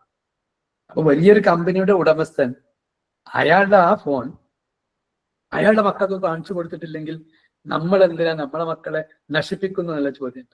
എന്നാൽ കുട്ടികൾക്ക് ഈ മേഖലയിലാണ് താല്പര്യമെങ്കിൽ നിങ്ങൾ കൊടുത്തോ, ഒരു 3 വയസ്സിനോ 4 വയസ്സിനോ ശേഷം കൊടുത്തോ. അതിനു മുമ്പ് കുട്ടി അടങ്ങി ഒതുങ്ങി ഇരിക്കാൻ വേണ്ടിയിട്ട് ഫോൺ കൊടുത്താൽ മതി എന്ന ധാരണയുണ്ടെങ്കിൽ അതിൽ നിന്ന് നിങ്ങളൊന്ന് മാറ്റി വെക്കണമെന്നേ ഇതിനിടയിൽ പറഞ്ഞിട്ടുള്ളൂ. ഇനിയും കുട്ടികളുടെ വാശിയും ദേഷ്യവും ഒക്കെ മാറ്റിയെടുക്കാൻ ചില ടെക്നിക്കുകൾ, ടൂളുകൾ ഒന്ന് പറയാം എന്നിങ്ങനെ കിട്ടുമ്പോൾ ഞാൻ പറയാറുള്ളത് നിഷാദ് എന്ന വാക്കിലാണ് പറയാം. NISHAD.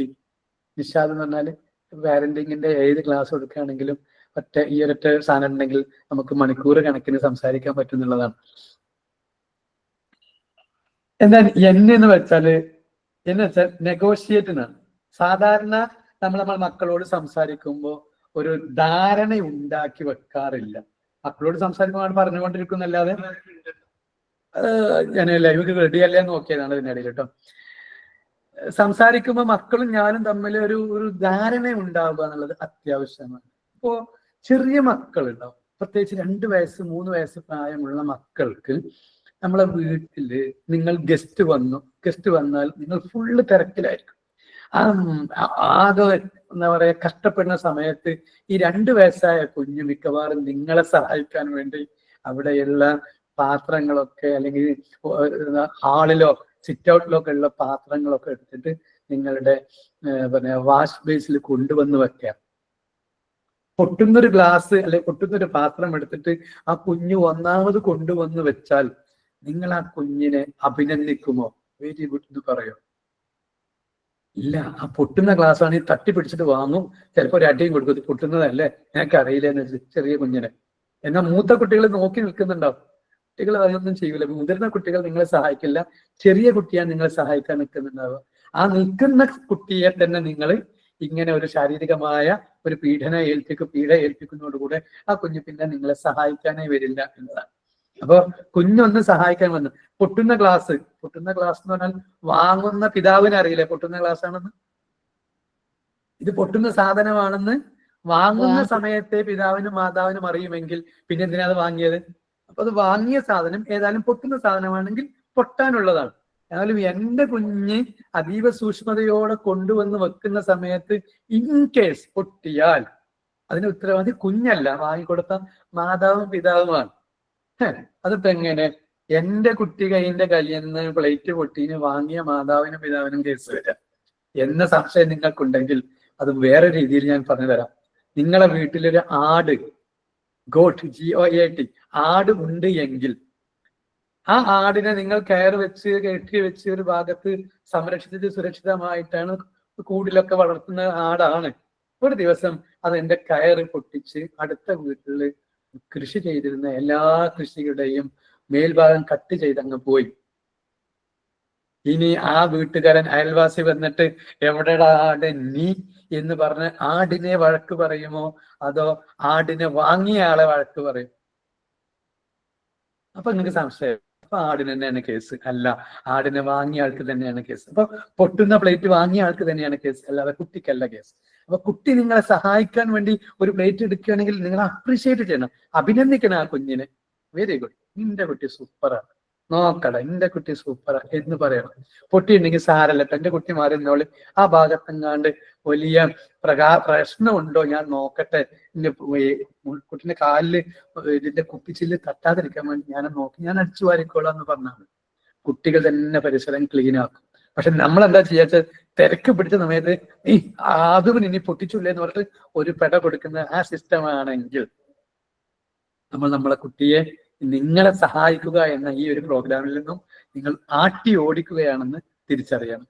അപ്പൊ മക്കളെ ആട്ടി ഓടിക്കലല്ല നിങ്ങളുടെ ലക്ഷ്യമെങ്കിൽ, നിങ്ങൾ കുട്ടിയെ ചേർത്ത് നിർത്തുന്ന രക്ഷിതാവാണെങ്കിൽ ഇങ്ങനെ ഒരു കുട്ടിന്റെ ഭാഗത്തിൽ വീഴ്ച വന്നാൽ ആ വീഴ്ചയെ ഏറ്റെടുക്കുകയാണ് ചെയ്യുന്നത്. സാരമില്ല, ആ കുട്ടിക്ക് ഒരു സപ്പോർട്ടായ മാതാവും പിതാവും നിങ്ങൾക്കാവാൻ കഴിയണം.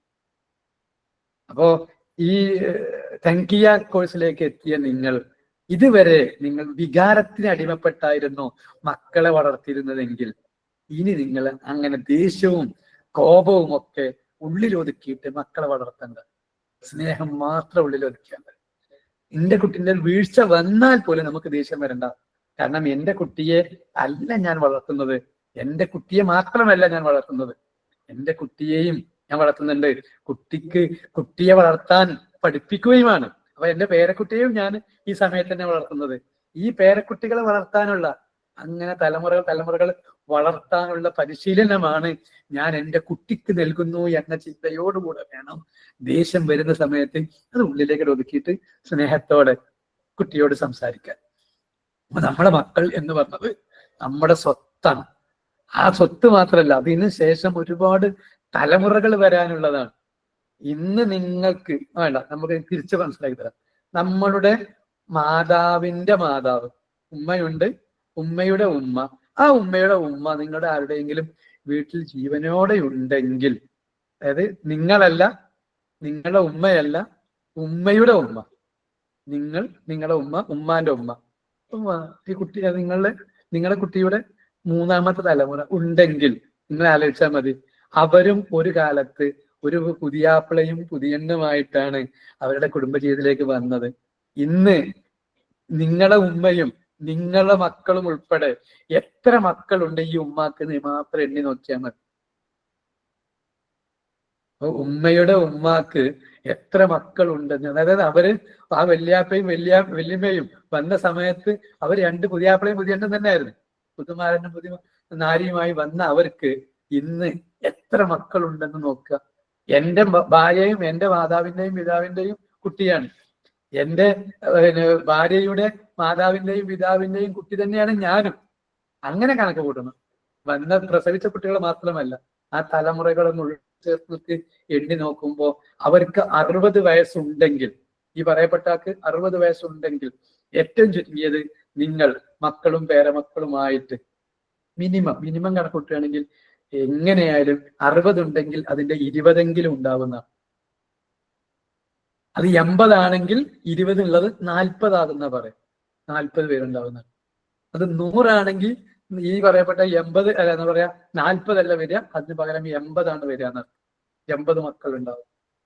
അവർക്ക് 100 വയസ്സ് കഴിഞ്ഞിട്ടുണ്ടെങ്കിൽ ഏറ്റവും ചുരുങ്ങിയത് മക്കളും പേരമക്കളുമായിട്ട് 80 പേരുണ്ടാവും.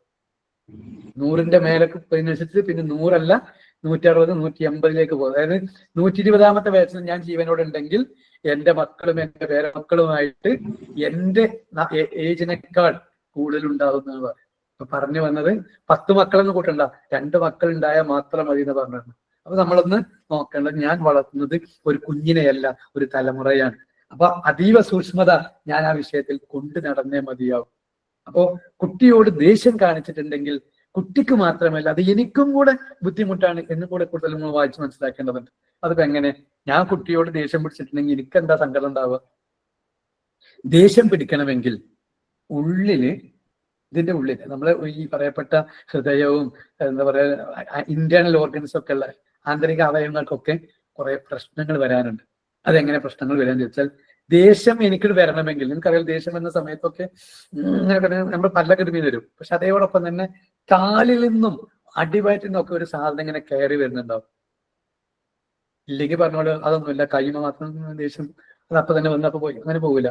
ഇങ്ങനെ ദേഷ്യം കൂടുകയാണെങ്കിൽ ഈ പറയപ്പെട്ട സാധനങ്ങളൊക്കെ ഇങ്ങനെ വന്നുകൊണ്ടിരിക്കും.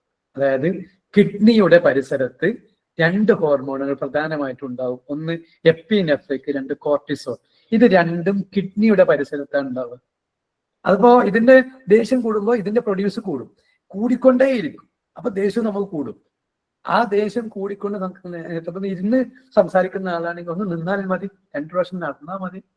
ഒന്നുമില്ലാതെ അവിടെ തന്നെ ഇരുന്ന് ഇതെല്ലാ പ്രശ്നത്തിനെയും നമ്മൾ സ്വീകരിക്കുമ്പോൾ നമ്മുടെ ദേഷ്യം കൂടിക്കൊണ്ടിരിക്കുകയും ഒരു പക്ഷേ ദേഷ്യം കൂടിയതിനനുസരിച്ചിട്ട് നമ്മളെ കിഡ്നി ആകെ ഫെയിലിയറായി മാറും. അപ്പോ ദേഷ്യം പിടിക്കണമെങ്കിൽ നിങ്ങളുടെ അതേ ബ്ലഡ് ഗ്രൂപ്പിലുള്ള ഒരു കിഡ്നി നിങ്ങൾ കണ്ടെത്തിയിട്ട് ദേഷ്യം പിടിച്ചാൽ മതി. ഇനി വേറെ ഒന്നുകൂടി പറയാം, നമ്മുടെ നാട്ടിലൊക്കെ കിഡ്നി ഡയാലിസിസ് ചെയ്യുന്ന ഒരുപാട് രോഗികളുണ്ടാവും. മിക്കവാറും ആളുകൾക്ക് ദേഷ്യം ഒതുക്കിയ ആളുകളായി. അള്ളാഹു അവർക്കൊക്കെ ശിഫ പ്രദാനം ചെയ്യട്ടെ. നമുക്ക് പറയാനല്ലേ പറ്റുള്ളൂ. അപ്പോൾ ഡാമേജ് ആയാൽ പിന്നെ റെഡി ആവാത്ത സാധനമാണ്. അപ്പോൾ നമ്മളുടെ കിഡ്നി നശിപ്പിക്കണോ വേണ്ടേ എന്നൊന്ന് തീരുമാനിക്കാം. അതുപോലെ തന്നെ ഭർത്താവിന് അങ്ങനെയാണ്. വേറൊന്നുണ്ട്, കുട്ടിക്ക് കിഡ്നിക്ക് തകരാറുണ്ടെങ്കിൽ കൊടുക്കാൻ മാതാവ് ഉണ്ടാവും. ഭർത്താവിന് കൊടുക്കാൻ ചിലപ്പോൾ മാതാവ് ഇല്ല. അപ്പൊ പിന്നെ മിക്കവാറും ഭാര്യമാരാ കൊടുക്കേണ്ടി വരും. അപ്പോ എന്റെ കരളെ, എന്റെ കിഡ്നിയെ എന്നൊക്കെ സ്വയം നീ വിളിച്ചാൽ മതി ഭർത്താവിനെയും ദേഷ്യം പിടിക്കുന്ന സമയത്ത്. കാരണം അദ്ദേഹം അങ്ങോട്ട് ദേഷ്യം പിടിച്ച് പോയിട്ടുണ്ടെങ്കിൽ അയാളെ കിഡ്നി പോകും, പിന്നെ പകരം എന്റെ കിഡ്നി കൊടുക്കേണ്ടി വരും. അപ്പോ അയാളെ ദേഷ്യം പിടിക്കുന്നുണ്ടെങ്കിൽ ആ ദേഷ്യത്തെ ഒതുക്കുക എന്നുള്ളത് ഉടനെ വിളിക്കേണ്ടത് കിഡ്നി അല്ലെങ്കിൽ എന്റെ കരളേന്ന് വിളിച്ചാൽ മാത്രം മതി എന്നുള്ളതാണ്. അപ്പൊ കുട്ടികൾ തമ്മിൽ അടിപിടി ഭർത്താവും ഭാര്യയും തമ്മിൽ അടിപിടി കൂടുക ഒരിക്കലും ചെയ്തു പോകരുത്. അങ്ങനെ ചെയ്യേണ്ടി വരുന്നു എന്ന് വെക്കുക. ദേഷ്യം സഹിക്കാൻ കഴിയാതെ ഞാൻ എന്റെ ഭാര്യയോട് സംസാരിക്കുകയാണെങ്കിൽ തിരിച്ചറിയണം, ഞാനും എന്റെ ഭാര്യയും മാത്രമേ കേൾക്കുന്നുള്ളൂ. എന്റെ മക്കൾ കേൾക്കുന്നുണ്ടെങ്കിൽ യെസ്, ഞാൻ എന്റെ മക്കളോട് എന്ത് മെസ്സേജാണ് കൊടുക്കുന്നു എന്ന് ഒന്ന് ചിന്തിച്ചാൽ. ഇപ്പൊ ഭാര്യ ഭർത്താവിനോട് ദേഷ്യപ്പെടുന്നു, അല്ലെങ്കിൽ ഭർത്താവ് ഭാര്യയോട് സംസാരിക്കുന്നു, ദേഷ്യപ്പെട്ട് സംസാരിക്കുന്നു. ഇത് മക്കൾ കാണുന്നുണ്ടെങ്കിൽ എന്ത് മെസ്സേജാണ് നിങ്ങൾ ആ കുഞ്ഞിന് കൊടുക്കുന്നു ഒന്ന് ചിന്തിച്ചാൽ. അപ്പൊ ദേഷ്യം വരുന്നുണ്ടാവും. ദേഷ്യത്തിൽ ഈ പറയപ്പെട്ട കേസുകൾ ഒന്നും കൈകാര്യം ചെയ്യേണ്ടതില്ല. ഭർത്താവ് ദേഷ്യത്തോടെ സംസാരിച്ചു, നിങ്ങൾ ഓക്കെ ഓക്കെ തലയാട്ടിരുന്നാൽ മതി, ആയിക്കോട്ടെ ആയിക്കോട്ടെ ഒക്കെ നമ്മൾ കാത്തിരിക്കുക. കുറച്ച് കഴിഞ്ഞ് നമുക്ക് തിരിച്ചു കൊടുക്കാൻ സമയം കിട്ടും. അതുവരെ വെയിറ്റ് ചെയ്താൽ മതി. അതെങ്ങനെ തിരിച്ചു കൊടുക്കാൻ? അപ്പൊ അതാണ് അവിടെ പഠിപ്പിക്കുന്നു പറയാ ഭർത്താക്കന്മാര്. ഏതൊരാള് ദേഷ്യത്തോടെ സംസാരിക്കുകയാണെങ്കിലും, വളരെ പ്രധാനപ്പെട്ട പോയിന്റാണ്, ഏതൊരാൾ നമ്മളോട് ദേഷ്യപ്പെട്ട് സംസാരിക്കുകയാണെങ്കിലും നമ്മൾ ജസ്റ്റ് വെയിറ്റ് ചെയ്യുക. എന്തിനാന്ന് ചോദിച്ചാൽ അയാൾ പറയുന്ന ഒരു വാക്കുണ്ടാവും, ആ വാക്ക് മതി അയാളെ തിരിച്ചടിക്കാൻ. നമ്മളെ ചീത്ത പറയുന്ന ഒരാളുണ്ടെങ്കിൽ ആ ചീത്ത പറയുന്ന ആള് നമുക്കൊരു വടി ഇട്ട് തരും, അയാളെ തല്ലാതെ വടി. ജസ്റ്റ് വെയിറ്റ് ചെയ്താൽ മതി. ഞാൻ അങ്ങനെ പറഞ്ഞ നമുക്ക് ഒരു വിഷയം പറയാമെന്ന് തോന്നിയുള്ളൂ. ഒരു ഉദാഹരണം പറഞ്ഞുതരാം. ഒരു കാലത്ത് ഞാൻ ജോലി ചെയ്യുന്ന ഒരു സ്കൂളിൽ, അത് ഇംഗ്ലീഷ് മീഡിയം സ്കൂളിലായിരുന്നു, 2000 മുമ്പ് ആണ് ജോലി ചെയ്തിരുന്നത്. ആ സ്കൂളില് അന്ന്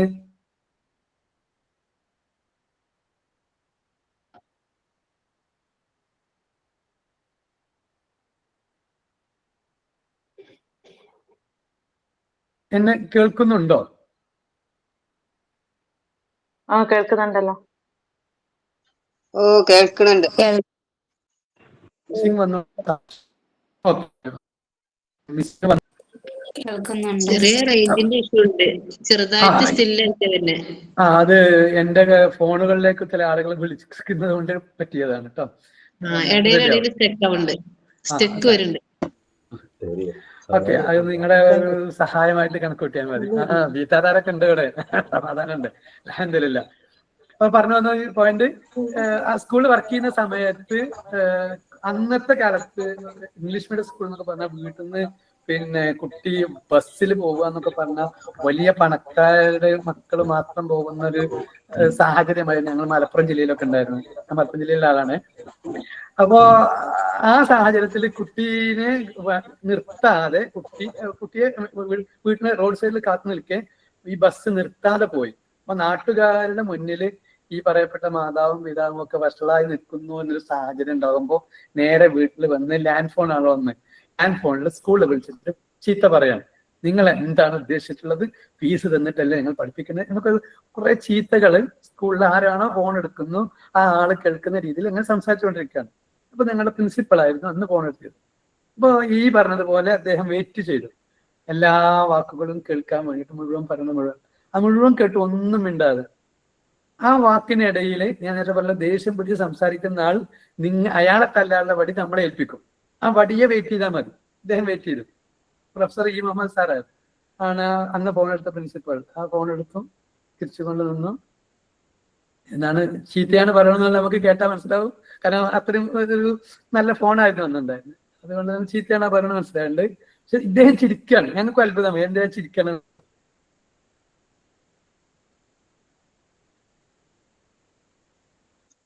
ചിരിച്ചുകൊണ്ട് നിൽക്കുകയാണെങ്കിൽ ഇയാൾക്ക് പ്രഷർ കയറാണ് ചെയ്യാം. ഇദ്ദേഹം ഏതായാലും ചിരിച്ചുകൊണ്ട് ഫോണിലാണല്ലോ ചിരിച്ചുകൊണ്ട് നിന്നു. തിരിച്ചു കഴിഞ്ഞ് കുറച്ച് സമയത്തായിരുന്നു ഇദ്ദേഹം പറയുന്ന ഈ രക്ഷിതാവ് പറഞ്ഞൊരു വാക്കുണ്ട്, എന്റെ കുട്ടി ഇപ്പോഴും വെയിലത്താണ്, നിങ്ങൾ എന്താ വിചാരിക്കുന്നു ചോദിച്ചു. അപ്പൊ ഉടനെ ചോദിച്ചു, നിങ്ങളെ കുട്ടിയുടെ പേരെന്ന് പറഞ്ഞു തന്നെ. അതെന്തിനാ? വെയിലത്തുനിന്ന് തണലത്തിലേക്ക് മാറി നിൽക്കാൻ അറിയാത്ത കുട്ടി നാളെ മുതൽ സ്കൂളിലേക്ക് വരേണ്ടതില്ല. കുട്ടീന്റെ പേര് പറയാ. അയാൾ ഫോൺ വെച്ച് പോയി. അപ്പൊ അതുവരെ പറഞ്ഞ ചീത്ത നമ്മൾ ശ്രദ്ധയോടെ കേട്ടാൽ മതി. നമുക്ക് അയാളെ ഈ പറയപ്പെട്ട ആളെ പിടിക്കാനുള്ള ഒരു വാക്ക് ആൾ കിട്ടും. ജസ്റ്റ് വെയിറ്റ് ചെയ്താൽ മതി.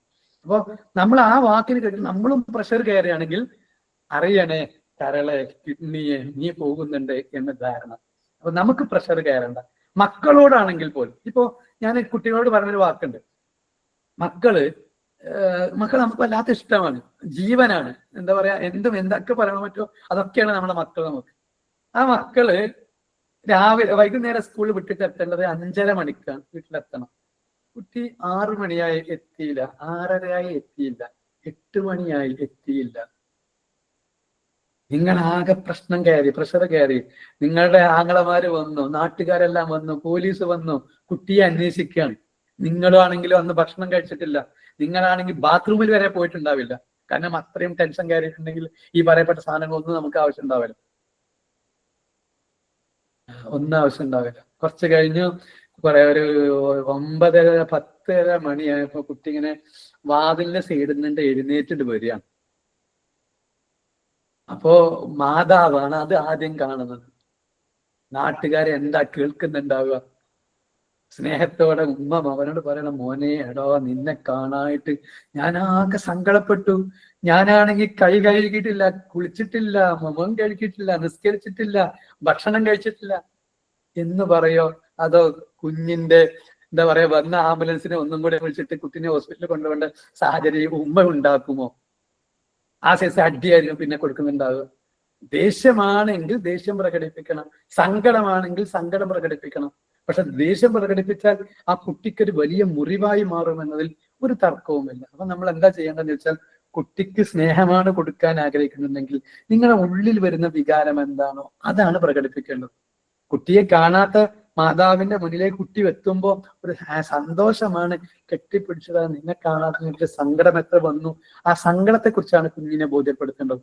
അതല്ലാതെ കുഞ്ഞിനെ വീണ്ടും ഹോസ്പിറ്റലൈസ് ചെയ്യേണ്ട സാഹചര്യം ഉണ്ടാക്കുന്ന മാതാവായി മാറുന്ന വികാരജീവി എന്ന അവസ്ഥയിൽ നിങ്ങൾ ഈ ക്ലാസ്സോടുകൂടെ തെൻകിയ ക്ലാസ്സോടുകൂടെ നിങ്ങൾ മാറും.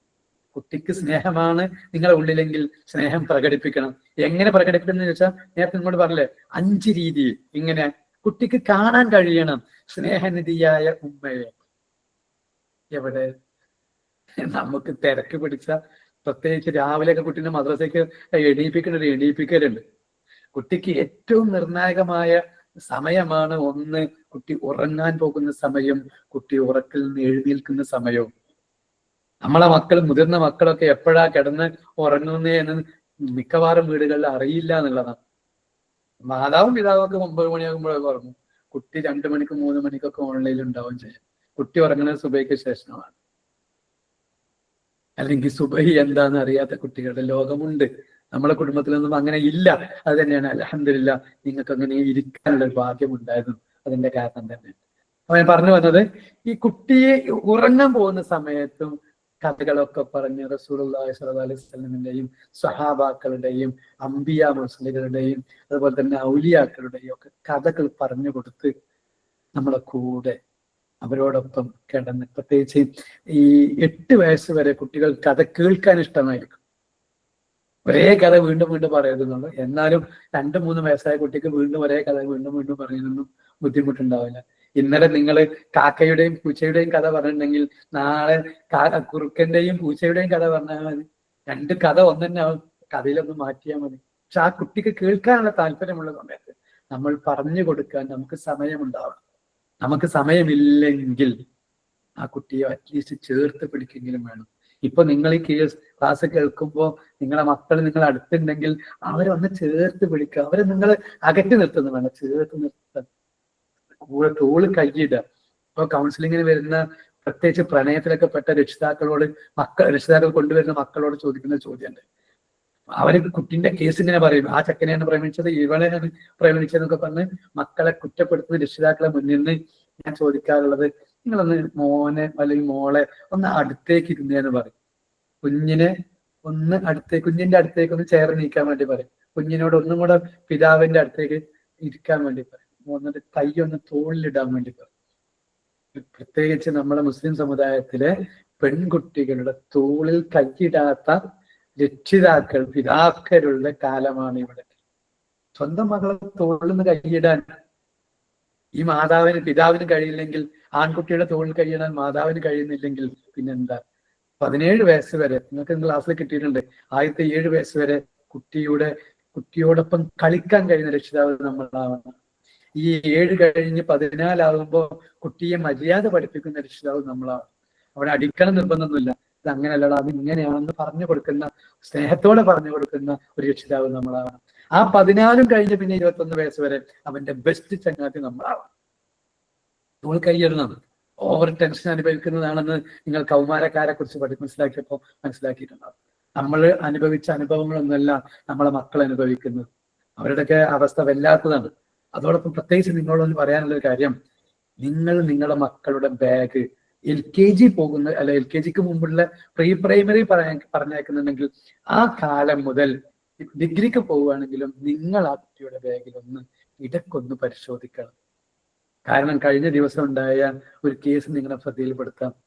അധ്യാപകൻ കുട്ടിയെ ക്ലാസ്സിലൊന്ന് ഇത്തിരി നേരം എഴുന്നേൽപ്പിച്ച് നിർത്തി.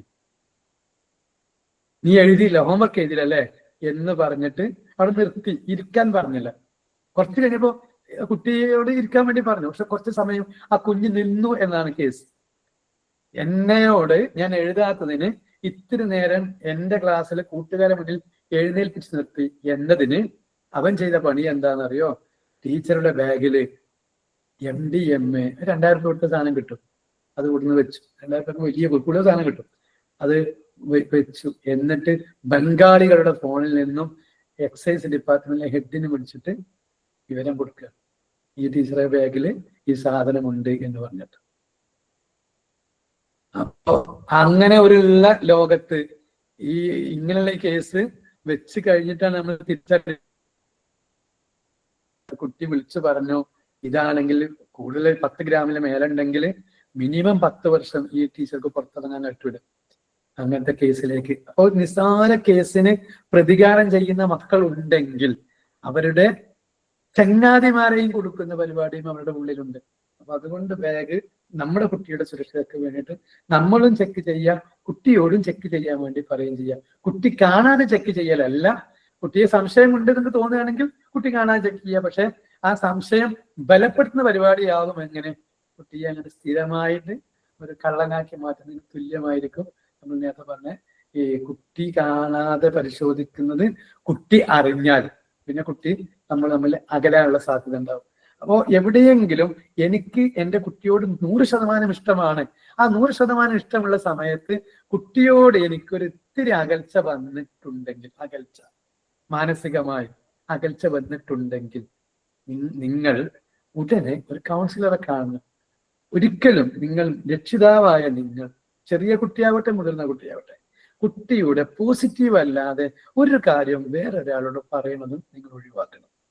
ഇതൊക്കെ നേരത്തെ പറഞ്ഞ മ്യൂച്വൽ അണ്ടർസ്റ്റാൻഡിങ്ങിൽ ഉള്ളതാണ്. നിങ്ങളെ കുട്ടീന്റെ ഭാഗത്ത് തെറ്റുണ്ടാവും, നമ്മളെ ഭാഗത്തും തെറ്റുണ്ടാവും.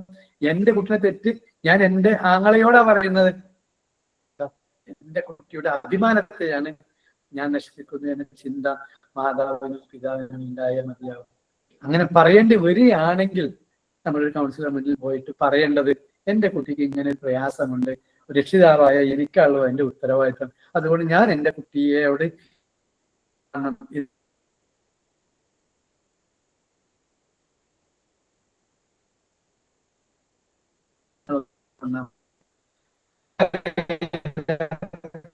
കുട്ടിക്കല്ല കേസ്, എന്താ പറയാ, ഇവൻ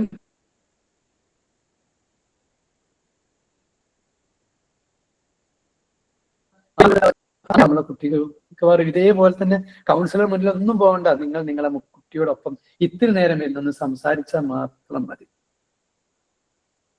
സംസാരിച്ചാൽ മാത്രം, മക്കളോട് ഇത്തിരി കണ്ണ് നോക്കിയിട്ട് സംസാരിക്കാൻ നിങ്ങൾക്ക് കഴിയുമെങ്കിൽ നിങ്ങളെ കുട്ടി പവിത്രമായ കുട്ടികളാണ്. നമ്മളെ കയ്യിൽ ഒരുപാട് പണമൊന്നും വേണ്ട. പണമുള്ള ആൾക്കാർക്ക് സ്വന്തം മക്കളെ നോക്കാൻ സമയം കിട്ടലില്ല. ഇപ്പൊ ഈ പ്രേമത്തിന്റെ കേസൊക്കെ വരുന്നത് ആർക്കാ? മാതാവിനും പിതാവിനും മക്കളോട് ഇത്തിരി നേരം സംസാരിക്കാൻ സമയം കിട്ടാത്ത കുടുംബത്തിലെ കുട്ടിയാണ് സ്നേഹം അന്വേഷിച്ചിട്ട് ആരുടെയെങ്കിലും ഒക്കെ പുറകെ പോകുന്നത്. അപ്പൊ ആരുടെയെങ്കിലും പുറകെ കുട്ടികൾ സ്നേഹം അന്വേഷിച്ച് പോകണമെങ്കിൽ കുട്ടിക്ക് ആവശ്യമുള്ള സ്നേഹം കുടുംബത്തിൽ നിന്ന് കിട്ടുന്നില്ല എന്നതാണ്. കൗമാരക്കാരന് നിർബന്ധമായിട്ടും വേണ്ടതാണ് കൗമാരക്കാരിയുടെ ഒരു സാമീപ്യം. കൗമാരക്കാരുടെ സാമീപ്യം അത് ഹറാമാണെങ്കിൽ എൻ്റെ വീട്ടിലുള്ള എൻ്റെ ഉമ്മയുണ്ടല്ലോ, ആ ഉമ്മയൊന്ന് എൻ്റെ മോനെ എന്ന് പറഞ്ഞൊന്ന് കൈ കൊടുത്ത് ഒന്ന് തലോടി കൊടുത്ത് അവരെ ആശ്വസിപ്പിച്ചാൽ അത് മതി. പിന്നെ ലോകത്ത് ഒരു പെണ്ണിന്റെയും ഈ നെഗറ്റീവ് എനർജിയുള്ള ഒരു പെണ്ണിന്റെയും സാന്നിധ്യം നമ്മുടെ കുട്ടിക്കൊക്കെ ആവശ്യം ഉണ്ടാവില്ല. അതുപോലെ തന്നെ ആൺകുട്ടി കാര്യം ഇതായി പറഞ്ഞാൽ ഇതെങ്ങനെയാണെങ്കിൽ പെൺകുട്ടിക്കും പിതാവിന്റെ ഒത്തിരി സ്നേഹപ്രകടനം അത് തലോടൽ തന്നെയാണ്, സ്നേഹത്തോടുള്ള വാക്കുകളാണ്. അല്ലാതെ കുട്ടി ചോദിച്ചതെല്ലാം വാങ്ങിക്കൊടുക്കുന്ന ആ ഒരു സംവിധാനമല്ല പ്രധാനം. കുട്ടിയോടൊപ്പം ചേർന്ന് നിന്ന് കുട്ടിക്ക് വേണ്ട എല്ലാം പരിഗണനയും കൊടുത്ത് കൂടെ നിർത്തുന്ന. അപ്പൊ കാണാനും മാതാവിന് കുട്ടിയെ കാണണം, പിതാവിന് കുട്ടിയെ കാണണം, കുട്ടിക്ക് മാതാവിനെ പിതാവിനെ കാണാൻ, കേൾക്കാൻ നല്ല വാക്കുകൾ. ഇന്ന് ഞാൻ എൻ്റെ കുട്ടിയോട് നല്ല വാക്ക് പറഞ്ഞോ? എന്ത് വാക്കാ ഞാൻ ഇന്ന് പറഞ്ഞേ? ജസ്റ്റ് ഒന്ന് ആലോചിച്ച് നോക്കിയാൽ എൻ്റെ കുട്ടിക്ക് ഇന്ന് എൻ്റെ വാപ്പ എൻ്റെ ഉമ്മ സ്നേഹം തന്നു എന്ന് ഉറപ്പുള്ള എന്ത് വാക്കാ ഞാൻ ഇന്ന് എൻ്റെ കുട്ടിയോട് സംസാരിച്ചു? കാണാനും കേൾക്കാനും മണക്കാൻ അവസരം കുറവായിരിക്കാം, സാരമില്ല. രുചിക്കാൻ, ഉമ്മയെക്കുറിച്ച് പറയുമ്പോൾ ഉമ്മയുണ്ടാക്കിയ എല്ലാ ഭക്ഷണത്തെ കുറിച്ച് നമുക്ക് പറയാൻ കഴിയും. പക്ഷേ നല്ലൊരു വാക്ക് പറയുന്ന, നല്ല സ്നേഹസ്പർശനമേൽക്കുന്ന ആ ഒരു കുടുംബത്തിലെ അംഗമാവാൻ എൻ്റെ കുട്ടിക്ക് അവസരമുണ്ടോ എന്ന് ഞാൻ, ഈ ക്ലാസ് കേൾക്കുന്ന ഞാനും എൻ്റെ ഭാര്യയും എൻ്റെ മക്കളും നിങ്ങളും നിങ്ങൾ നെഞ്ഞി കൈയച്ചിട്ട് നിങ്ങൾ ചോദിക്കണം.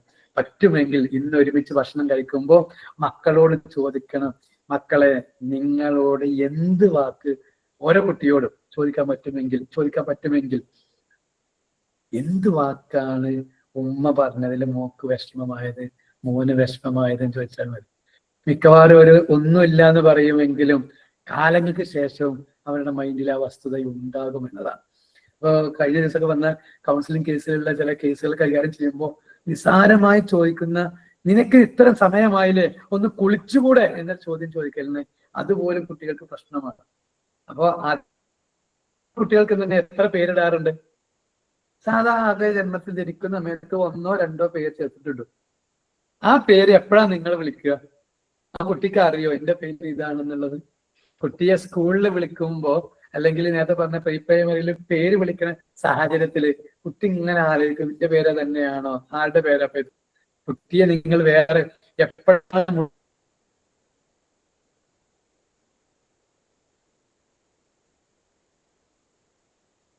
വിളിക്കാൻ ചോദിച്ചാൽ മിക്കവാറും കുട്ടികൾ പറയാറുള്ളത് ഉമ്മ പേര് വിളിക്കുന്ന പേരാണെങ്കിൽ കുട്ടിയോട് സ്നേഹത്തോടെ ഒന്ന് സംസാരിച്ച് തുടങ്ങി നോക്കുന്നു. ആ സ്വരം ഒന്ന് താഴ്ത്തിയാൽ മതി. ഞാൻ നിങ്ങളോട് സംസാരിക്കുമ്പോൾ അതീവ ശക്തിയായിട്ട് സംസാരിക്കുന്നു, സോഫ്റ്റ് ആയിട്ടും സംസാരിക്കും. ഈ സോഫ്റ്റ് ആയിട്ട് സംസാരിക്കില്ല എപ്പോഴാന്ന് ചോദിച്ചാൽ, ഞാൻ ഈ പറഞ്ഞ വാക്ക് നിങ്ങളെ ഹൃദയത്തിൽ തറക്കുന്നുണ്ടെന്ന് എനിക്ക് ഓർമ്മയുണ്ടെങ്കിൽ, ബോധ്യമുണ്ടെങ്കിലാണ് ഞാൻ ആ സ്വരം താഴ്ത്തുന്നത്. അപ്പോൾ ആ ഒരു സ്വരം താഴ്ത്തിയിട്ട് നിങ്ങൾ നിങ്ങളെ മക്കളോട് സംസാരിച്ച് തുടങ്ങി നോക്കണം. അപ്പോഴാണ് അതിന്റെ വാല്യൂ നിങ്ങൾക്ക് തിരിച്ചറിയാൻ കഴിയുക. സമയം അമിതമായി പോയത് കൊണ്ട് ഞാൻ ഇതൊക്കെ സംസാരിക്കാനും ചോദിക്കാനും സമയം തരേണ്ടി വരുന്നുള്ള കാരണത്താൽ ഞാൻ ഈ ബാക്കിയുള്ള വിഷയങ്ങളൊന്നും പറയുന്നില്ല. ഞാൻ പറഞ്ഞ വാക്കിലെ ഒന്നും കൂടി നേഴ്സിനെ നിഷാദ് പറയാൻ നിർത്താൻ പാടില്ലല്ലോ. അപ്പോൾ അതിൽ ഞാൻ പറഞ്ഞു, നെഗോഷിയേറ്റ് ആണെങ്കിൽ ഇഗ്നോർ എന്നുള്ളതാണ് പോയിന്റ്. ചില കാര്യങ്ങളൊക്കെ നമ്മൾ കണ്ണിൽ ചിമ്മേണ്ടി വരും, സാരല്ല എന്നൊക്കെ നമ്മൾ കരുതേണ്ടി വരും. അത് എപ്പോഴും അങ്ങനെയല്ല. ആദ്യമായി ചെയ്യുമ്പോൾ സാരമില്ല, ഞാൻ കണ്ടു, സാരല്ലട്ടോ എന്ന് സ്വകാര്യത്തിൽ പറഞ്ഞ് ഒരു സപ്പോർട്ട് കൊടുക്കുന്ന, പ്രത്യേകിച്ച് ബെഡ് വെറ്റിംഗ് ഒക്കെ ഉള്ള കുട്ടികളൊക്കെ ആകുമ്പോൾ 4 വയസ്സായി, നമ്മൾ രാവിലെ എഴുന്നേറ്റ് പറഞ്ഞ 5-6 വയസ്സായി, മൂത്തുപോലെ വലുതായി, ഇപ്പോഴും മൂത്ര വയ്ക്കുകയാണില്ല കൊണ്ട് വഴക്ക് പറയുന്നതിന് പകരം ഏതായാലും ഞാൻ തന്നെ, മാതാവായ ഞാൻ തന്നെയാണ് അത് ക്ലീൻ ആക്കുക, സാരല്ല എൻ്റെ കുട്ടിക്ക് മൂത്ര കഴിച്ചോ, സാരല്ല നാളെ മാറിക്കോളൂ കേട്ടോ, ഇന്ന് ഉമ്മ പോയിട്ട് കഴുകിക്കോളൂ, അമ്മ പോയിട്ട് കഴുകിക്കോളൂ, വിളിച്ചു എന്ന് പറഞ്ഞു. നേരെ മറിച്ച് നമ്മൾ ആ കുട്ടിയെ എണീപ്പിക്കുന്നതും കുട്ടിയെ ഉറക്കുന്നതൊക്കെ വളരെ അതീവ ഗുരുതരമാണെങ്കിൽ കുട്ടിയുടെ സ്വഭാവമായിട്ട് അത് മാറും എന്നർത്ഥം. അപ്പോൾ ചിലതിനൊക്കെ നമ്മൾ ഇഗ്നോർ ചെയ്യണം. ഏറ്റവും നല്ലത് നല്ല വാക്കുകൾ കുട്ടികളെ കേൾപ്പിച്ചിട്ട് വേണം കുട്ടികളെ എഴുന്നേൽപ്പിക്കുക എന്നുള്ളതാണ്. അപ്പൊ അതിന് തന്നെ സപ്പോർട്ട് കൊടുക്കുക എന്നുള്ളതാണ്. കുട്ടി തെറ്റ് ചെയ്താൽ സപ്പോർട്ട് കൊടുക്കുക എന്നല്ല, എവിടേക്കെങ്കിലും ഒരു പ്രയാസം ഉണ്ടെങ്കിൽ ആ പ്രയാസങ്ങൾക്ക് സപ്പോർട്ട് കൊടുക്കുക. പഠിപ്പിക്കാൻ ഇരുന്നിട്ട് കുട്ടിക്ക് ഗണിതം അറിയില്ല, കണക്കറിയില്ല, അതുകൊണ്ട് ഞാൻ പഠിപ്പിക്കാൻ ഇരിക്കട്ടെ, ആ സപ്പോർട്ട് വേണ്ടാന്നാ പറഞ്ഞത്. പരീക്ഷയാണ്, ഇരിക്ക് പഠിക്ക് എന്ന് പറഞ്ഞാൽ കുട്ടിക്കത് മനസ്സിലാവില്ല. പിന്നെ എന്താ ചെയ്യേണ്ടത്? എൻ്റെ കുട്ടി സൂപ്പറായിട്ട് പഠിക്കും, എൻ്റെ കുട്ടിക്ക് ഫുൾ A+ കിട്ടും, അത് കഴിയും, ആ വിഷയക്ക് എൻ്റെ കുട്ടിക്ക് ഈസിയാണ്, എൻ്റെ കുട്ടിക്ക് ഇന്ന് രാത്രി പഠിക്കാൻ ഉമ്മ കൂടെ ഇരിക്കണോ, ഞാൻ കൂടെ ഇരുന്നാ മതി, മിണ്ടണ്ട, ആ കൂടെ ഇരുന്ന് തരാം, നിങ്ങൾക്ക് ചായ വേണോ, കട്ടൻ ചായ വേണോ, ഞാൻ കൊണ്ടു തരാം, ഇന്നെന്താ. അങ്ങനെ ഒരു പോസിറ്റീവായിട്ട് കുട്ടിക്ക് വൈബ് കൊടുക്കുന്ന, സന്തോഷം കൊടുക്കുന്ന, സപ്പോർട്ട് കൊടുക്കുന്ന രക്ഷിതാവായിട്ട് നിങ്ങൾക്ക് മാറാൻ കഴിയണം. അതോടൊപ്പം തന്നെ കുട്ടിയോടൊപ്പം വിനയത്തോടെ പെരുമാറാൻ. നാട്ടുകാരൊന്നും നമ്മളെ കുട്ടിക്ക് സ്നേഹം പഠിപ്പിച്ചു കൊടുക്കൂല, വീട്ടുകാരായ നിങ്ങൾ തന്നെ പഠിപ്പിച്ചു കൊടുക്കേണ്ടി വരും. അപ്പൊ കുട്ടിക്ക് നല്ലൊരു സ്നേഹത്തെ വിനയം എന്താന്ന് മനസ്സിലാക്കി കൊടുക്കണം. പറ്റുമെങ്കിൽ നിങ്ങളെ കുട്ടികളെ നിങ്ങൾ എന്ത് ചെയ്യണം, വൃദ്ധസദനങ്ങളിലും അതുപോലെ ക്യാൻസർ വാർഡുകളിലും കുടുംബങ്ങളിലും ഒക്കെ ഒന്ന് സന്ദർശിപ്പിക്കണം. ടൂർ പോകുന്നത് ഊട്ടിക്കും കൊടൈക്കനാൽക്കൊന്നുമല്ല, ഈ പറയപ്പെട്ട വൃദ്ധസദനങ്ങളിലേക്കൊന്ന് പോയി നോക്കിയാൽ നിങ്ങൾക്കറിയാം കുട്ടികളുടെ രക്ഷിതാക്കളെ നോക്കിയ, അല്ലെങ്കിൽ മക്കളെ നോക്കിയ രക്ഷിതാക്കൾ തന്നെയാണ് വൃദ്ധസദനങ്ങളിലൊക്കെ ഉള്ളത്. ഒരു നേരത്തെ ഭക്ഷണമൊക്കെ അവരോടൊപ്പം പോയിട്ട് കഴിക്കുമ്പോൾ അവർക്ക് നമ്മളെ മക്കളെ കാണുമ്പോൾ വാല്യൂ തിരിച്ചറിയും, കുട്ടികൾക്ക് ചില മൂല്യങ്ങൾ തിരിച്ചറിയുകയും ചെയ്യുമ്പോൾ നമ്മളെ ഒരിക്കലും എന്ത് ചെയ്യില്ല, നമ്മളെ മക്കളെ കൈവിടില്ല. മക്കളും എന്ത് ചെയ്യും, പഠനത്തിൽ സ്ട്രോങ് ആയി നിലനിൽക്കുകയും അവരുടെ ജീവിതം സ്ട്രോങ് ആയി നിൽക്കുകയും ചെയ്യും. രാവും പകലും മുഴുവനും അധ്വാനിക്കുന്ന പിതാവ് ഞാൻ കഷ്ടപ്പെടുന്നുണ്ട് എന്ന് ആ ഒരു കമന്റ് കൊടുക്കുന്നതിന് പകരം സ്നേഹം കൊടുത്തു നോക്കി നല്ല രസമായിരിക്കും അവിടെ ഉണ്ടാകുക. പിന്നെ നേരത്തെ പറഞ്ഞല്ലോ അവാർഡ് കൊടുക്കുക എന്നുള്ളത്, കുട്ടികൾക്ക് എത്രത്തോളം സമ്മാനങ്ങൾ കൊടുക്കാൻ പറ്റുമോ അത്രയും സമ്മാനങ്ങൾ നിങ്ങൾ കൊടുക്കുക. ഒരു ഉദാഹരണം, അടുക്കളയിലേക്ക് വേണ്ട പാത്രങ്ങളാണ്, പ്ലേറ്റുകളാണ് നിങ്ങൾ വാങ്ങാൻ വേണ്ടി പോകുന്നത്. ആ പ്ലേറ്റുകൾ തന്നെ എന്ത് ചെയ്താൽ മതി, കുട്ടി ഇന്ന് ബാത്റൂം ക്ലീൻ ആക്കി, മുറ്റം അടിച്ചു വാരി, ഇതിനൊക്കെ സമ്മാനം കൊടുക്കുക. അതിനൊക്കെ തന്നെ സമ്മാനം കൊടുക്കുക. ഇത്ര ദിവസം ഇന്ന ഭാഗം ചെയ്തു, അപ്പൊ അതിനനുയോജ്യമായ ഒരു സമ്മാനങ്ങൾ നിങ്ങൾ കൊടുക്കുക. ആ കുട്ടിക്ക് വേണ്ട പാത്രം നിങ്ങൾ കൊടുത്താൽ മതി. എന്തെങ്കിലും രീതിയിൽ കുട്ടിക്ക് വേണ്ടിയിട്ട് പണം ചെലവഴിക്കേണ്ടി വരും. ഇന്ന് നിനക്കുള്ള പണം നീ പിടിച്ചോ, നീ തന്നെ ഫീസ് അടച്ചാൽ മതി എന്ന്. അപ്പൊ ഫീസാണ് കൊടുക്കുന്നത്, എങ്കിലും ബസ്സിന്റെ പൈസ നമ്മൾ തന്നെയാണ് കൊടുക്കാറുള്ളത്. ആ കൊടുക്കുന്നത് ഇങ്ങനെ സമ്മാനമായിട്ട് കൊടുത്തിട്ട് അവനെ കൊണ്ട് കൊടുപ്പിക്കുക, അവന്റെ ഡ്യൂട്ടി അവനെ ഏൽപ്പിക്കുക എന്താണ് അതിന്റെ ഭാഗം. അതുപോലെ തന്നെ പരമാവധി കുട്ടികളുടെ ശ്രദ്ധ തെറ്റിക്കുന്ന സിസ്റ്റങ്ങൾ നമ്മൾ ചെയ്യാതിരിക്കുക. ശ്രദ്ധ തെറ്റിക്കലാണ് നേരത്തെ പറഞ്ഞ പോലെ ഭർത്താവിനോട് കലവില കൂടുക, ഭാര്യ പ്രശ്നങ്ങൾ ഉണ്ടാക്കണമെങ്കിൽ മക്കളൊക്കെ സ്കൂളിൽ പോയിട്ട് ഇങ്ങോട്ട് വരുമെന്ന് പറഞ്ഞിട്ട് നമുക്ക് തിരുത്തി തീർക്കേണ്ട പ്രശ്നങ്ങളൊക്കെ അവിടെ തീർത്താൽ മതി. പക്ഷെ കുട്ടിക്ക് മാതാവിനെയും പിതാവിനെയും വേണം, രണ്ട് വൈക്കായിക്കൂടെ. അപ്പൊ പ്രശ്നത്തെ തീർക്കാനാണ് പറഞ്ഞത്, അല്ലാതെ നിങ്ങളെ തീർക്കാനോ അയാളെ തീർക്കാനോ അല്ല ഇവിടെ പറഞ്ഞത്. തൽക്കാലം ക്ലാസ്സിനെ ഇവിടെ വൈൻഡപ്പ് ചെയ്യാണ്. ബാക്കി ഭാഗം നമുക്ക് മറ്റൊരു സമയത്ത് പറയാമെന്ന പ്രതീക്ഷയോടുകൂടെ 5 മിനിറ്റും കൂടെ സമയമുണ്ട്. അപ്പൊ 5 മിനിറ്റിൽ നിങ്ങൾക്ക് ചോദിക്കാനുള്ള അവസരം തരുന്നുണ്ട്. നിങ്ങൾ ചോദിച്ചോളൂ, എന്തെങ്കിലും അത്യാവശ്യം ഉണ്ടെങ്കിൽ ചോദിച്ചോളൂ.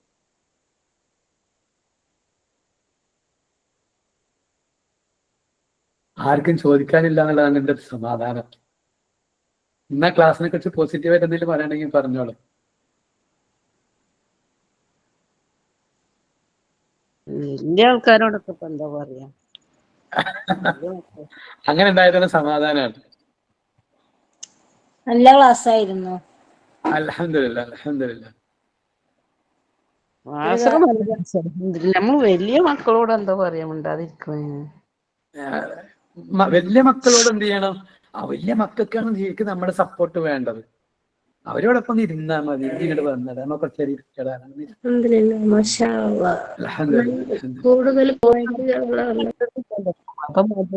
കോർഡിനേറ്റ് ചെയ്യാണെങ്കിൽ ഡിലേ വന്നിട്ടുണ്ടോ, നമുക്ക് അടുത്ത പ്രാവശ്യം വേണ്ടി പരിഹരിക്കും. ഇൻഷാ അല്ലാഹ്. അൽഹംദുലില്ലാ. നിങ്ങളൊക്കെ വാക്കുകൾ കേൾക്കുമ്പോഴാണ് നല്ല ക്ലാസ്.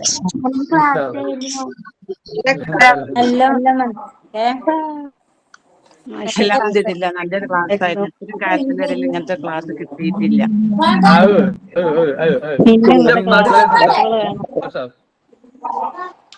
ഞാൻ ക്ലാസ് റേഞ്ച് കുറവായുള്ള ആളുകൾ പറയണ്ടായിരുന്നു. അങ്ങനെ റേഞ്ച് കുറവുള്ള ആളുകൾ എന്ത് ചെയ്താൽ മതി, ഇതിന്റെ വീഡിയോ നമ്മൾ ഒന്നും കൂടെ ഗ്രൂപ്പിൽ ഇട്ട് തരാം കേട്ടോ, അത് കാണാം.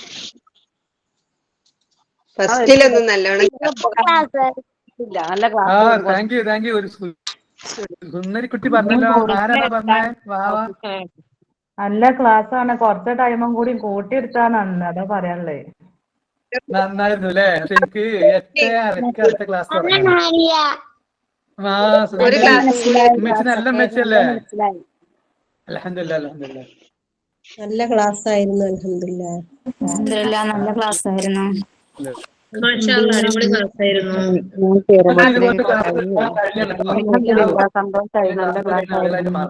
അൽഹംദുലില്ലാ അൽഹംദുലില്ലാ.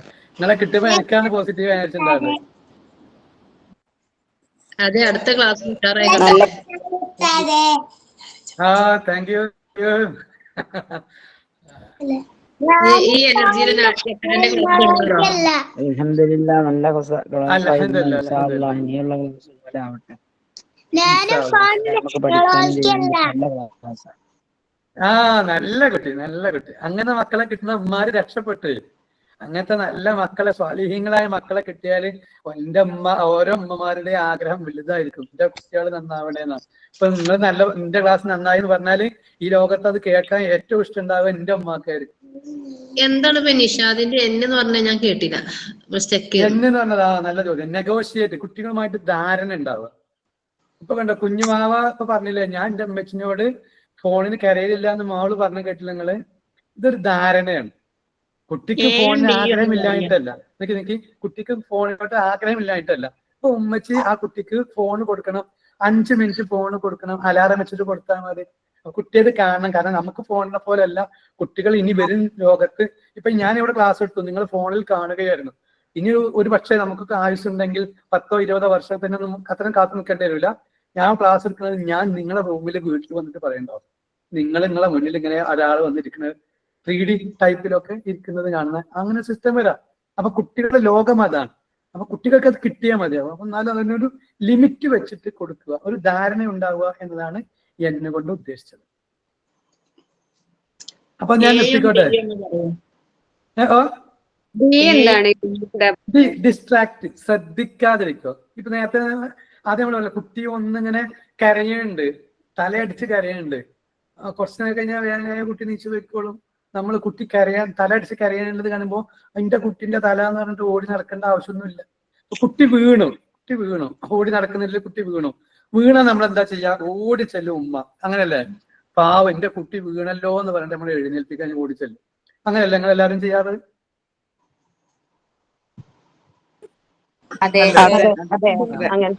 അങ്ങനെ ചെയ്യുന്ന ഉമ്മമാര് ശ്രദ്ധിക്കുക. കുട്ടി വീണ്ടും നടക്കുമ്പോ കുട്ടി വീഴും, എന്നിട്ട് അവിടെ കിടക്കും. നിങ്ങൾ വരുന്നുണ്ടോ എന്ന് അറിയാൻ വേണ്ടി. അപ്പൊ വീണോടത്ത് കിടന്നോട്ട് എടുക്കണ്ടാന്ന്. എടുക്കൊന്നും വേണ്ട. എന്റെ കുട്ടി വീണോ, സാറില്ല, എണീറ്റ് പോരടാ, കുറച്ച് ഞാൻ അങ്ങനല്ലേ. ഒരു പ്രാവശ്യം വീണാലേ ആ കൈക്കിന്റെ മസിലൊക്കെ ഒന്ന് സ്ട്രോങ് ആവുള്ളൂ. അത് വീണോന്ന് കരുതിയിട്ട് കുട്ടിക്കൊന്നും പറ്റൊന്നുമില്ല, ഒന്നും പറ്റൊന്നുമില്ല. നിങ്ങൾ പോയിട്ട് എണീറ്റ് വേണോ, എണീക്ക്. വേണമെങ്കിൽ ആ തറയിൽ 2 ചവിട്ട് കൊടുക്കും. എന്റെ കുട്ടിനെ വീഴ്ചയില്ല എന്ന് വെച്ചിട്ട് 2 ചവിട്ട് കൊടുക്കാം. അപ്പൊ ശരിക്കുള്ള ഉമ്മയാണ് ഞാനൊക്കെ. ഉമ്മ ഒന്നിനും പറ്റാത്ത ഉമ്മയാണ്. കുട്ടി വീണാലും തിരിഞ്ഞു നോക്കൂല എന്നുള്ള പേരാണ്. എന്നാ ഈ ഭാഗത്തിട്ട് അമ്മായിമാനെ കേൾപ്പിച്ചാല്. ഓക്കെ, എന്നാ നിർത്തിക്കോട്ടെ. ഗ്രൂപ്പിലിടുവോ? ഇൻഷാല്ലാ ഇടാം. ഈ അവാർഡ്, സമ്മാനങ്ങൾ കൊടുക്കുക, പരമാവധി സമ്മാനങ്ങൾ കൊടുക്കുക. സമ്മാനം കൊടുക്കാൻ ഒരു ചത്രത്തോളം സമ്മാനം കൊടുക്കുക. ഷോക്കേസ് നിറക്കാനല്ല സമ്മാനങ്ങൾ, ഇതിലെ വേണ്ട സാധനങ്ങൾ വാങ്ങാനാണ് സമ്മാനങ്ങൾ. കുട്ടിക്ക് കൊടുക്കേണ്ട ഫീസ് കൊടുക്കാനുള്ളതാണ് സമ്മാനങ്ങൾ. അല്ലാതെ വാപ്പാനെ കൊണ്ട് ബുദ്ധിമുട്ടിക്കലല്ല സമ്മാനങ്ങൾ. കുട്ടിന്റെ ജീവിതം ഏൽപ്പിക്കണമെങ്കിൽ +2 കഴിഞ്ഞിട്ടും കുട്ടി ഡിഗ്രിക്ക് പഠിക്കുകയാണ്, പാപ്പാന്റെ പോക്കറ്റ് തപ്പുന്ന കുട്ടിയാണെങ്കിൽ അതിൽ നിന്ന് മാറണമെങ്കിൽ LKG UKG പഠിക്കുന്ന സമയത്ത് തന്നെ ഓന്റെ ഫീസിന്റെ കാര്യം ഓനെ ഏൽപ്പിക്കുക എന്നുള്ളതാണ്. അപ്പൊ നമ്മൾ ഇനി പറഞ്ഞാലും തീരൂല എന്നുള്ള കാരണത്താൽ തൽക്കാലം ഞാൻ ഇവിടെ വൈൻഡപ്പ് ചെയ്യാണ്. എല്ലാവർക്കും നല്ല ദിനം നേരുകയാണ്. നമ്മളെ മക്കളൊക്കെ അല്ലാഹു തആല സ്വാലിഹീങ്ങളാക്കി തരട്ടെ. നമ്മളെ മാതാപിതാക്കൾക്ക് അല്ലാഹു തആല ആരോഗ്യത്തോടുള്ള ദീർഘായുസ് കൊടുക്കട്ടെ. നമ്മൾ മരണപ്പെട്ടു പോയ ആളുകളുണ്ട്, അവരുടെ ഖബർ ജീവിതം അല്ലാഹു തആല ധന്യമാക്കി കൊടുക്കട്ടെ. നാളെ സ്വർഗ്ഗലോകത്ത് ഒരുമിച്ച് കൂടാനുള്ള ഭാഗ്യം.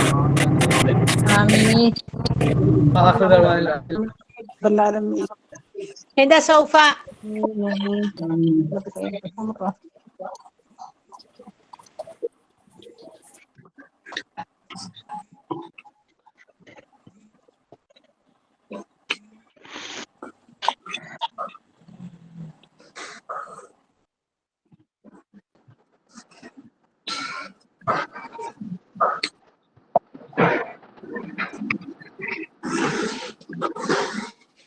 എന്തായി അസ്സലാമലൈക്കും.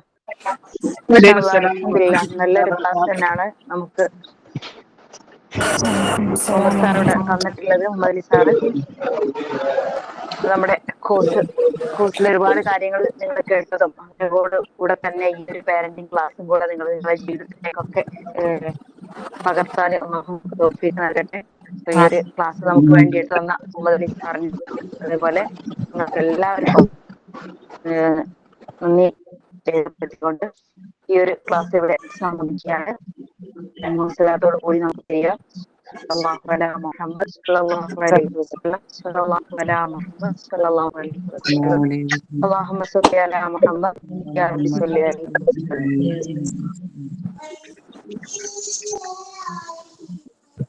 അസ്സലാമു അലൈക്കും വറഹ്മത്തുള്ളാഹി വബറകാതുഹു.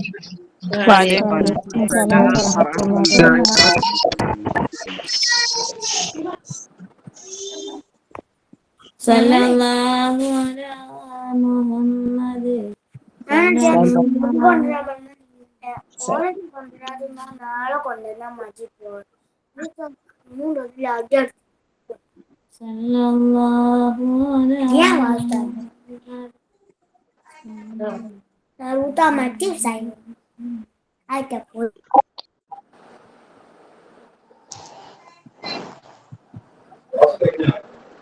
കഴിഞ്ഞ് കുട്ടികളെ 8:20 മക്കളെ പഠിപ്പിക്കണതിനെ പറ്റിയിട്ട് ഫോണ് കൊടുത്തതൊക്കെ ഒരു ലിമിറ്റിന് വെക്കാം. 10 മിനിറ്റ് 5 മിനിറ്റ് നമുക്ക് ശ്രദ്ധ വേണം വെക്കുമ്പോള്.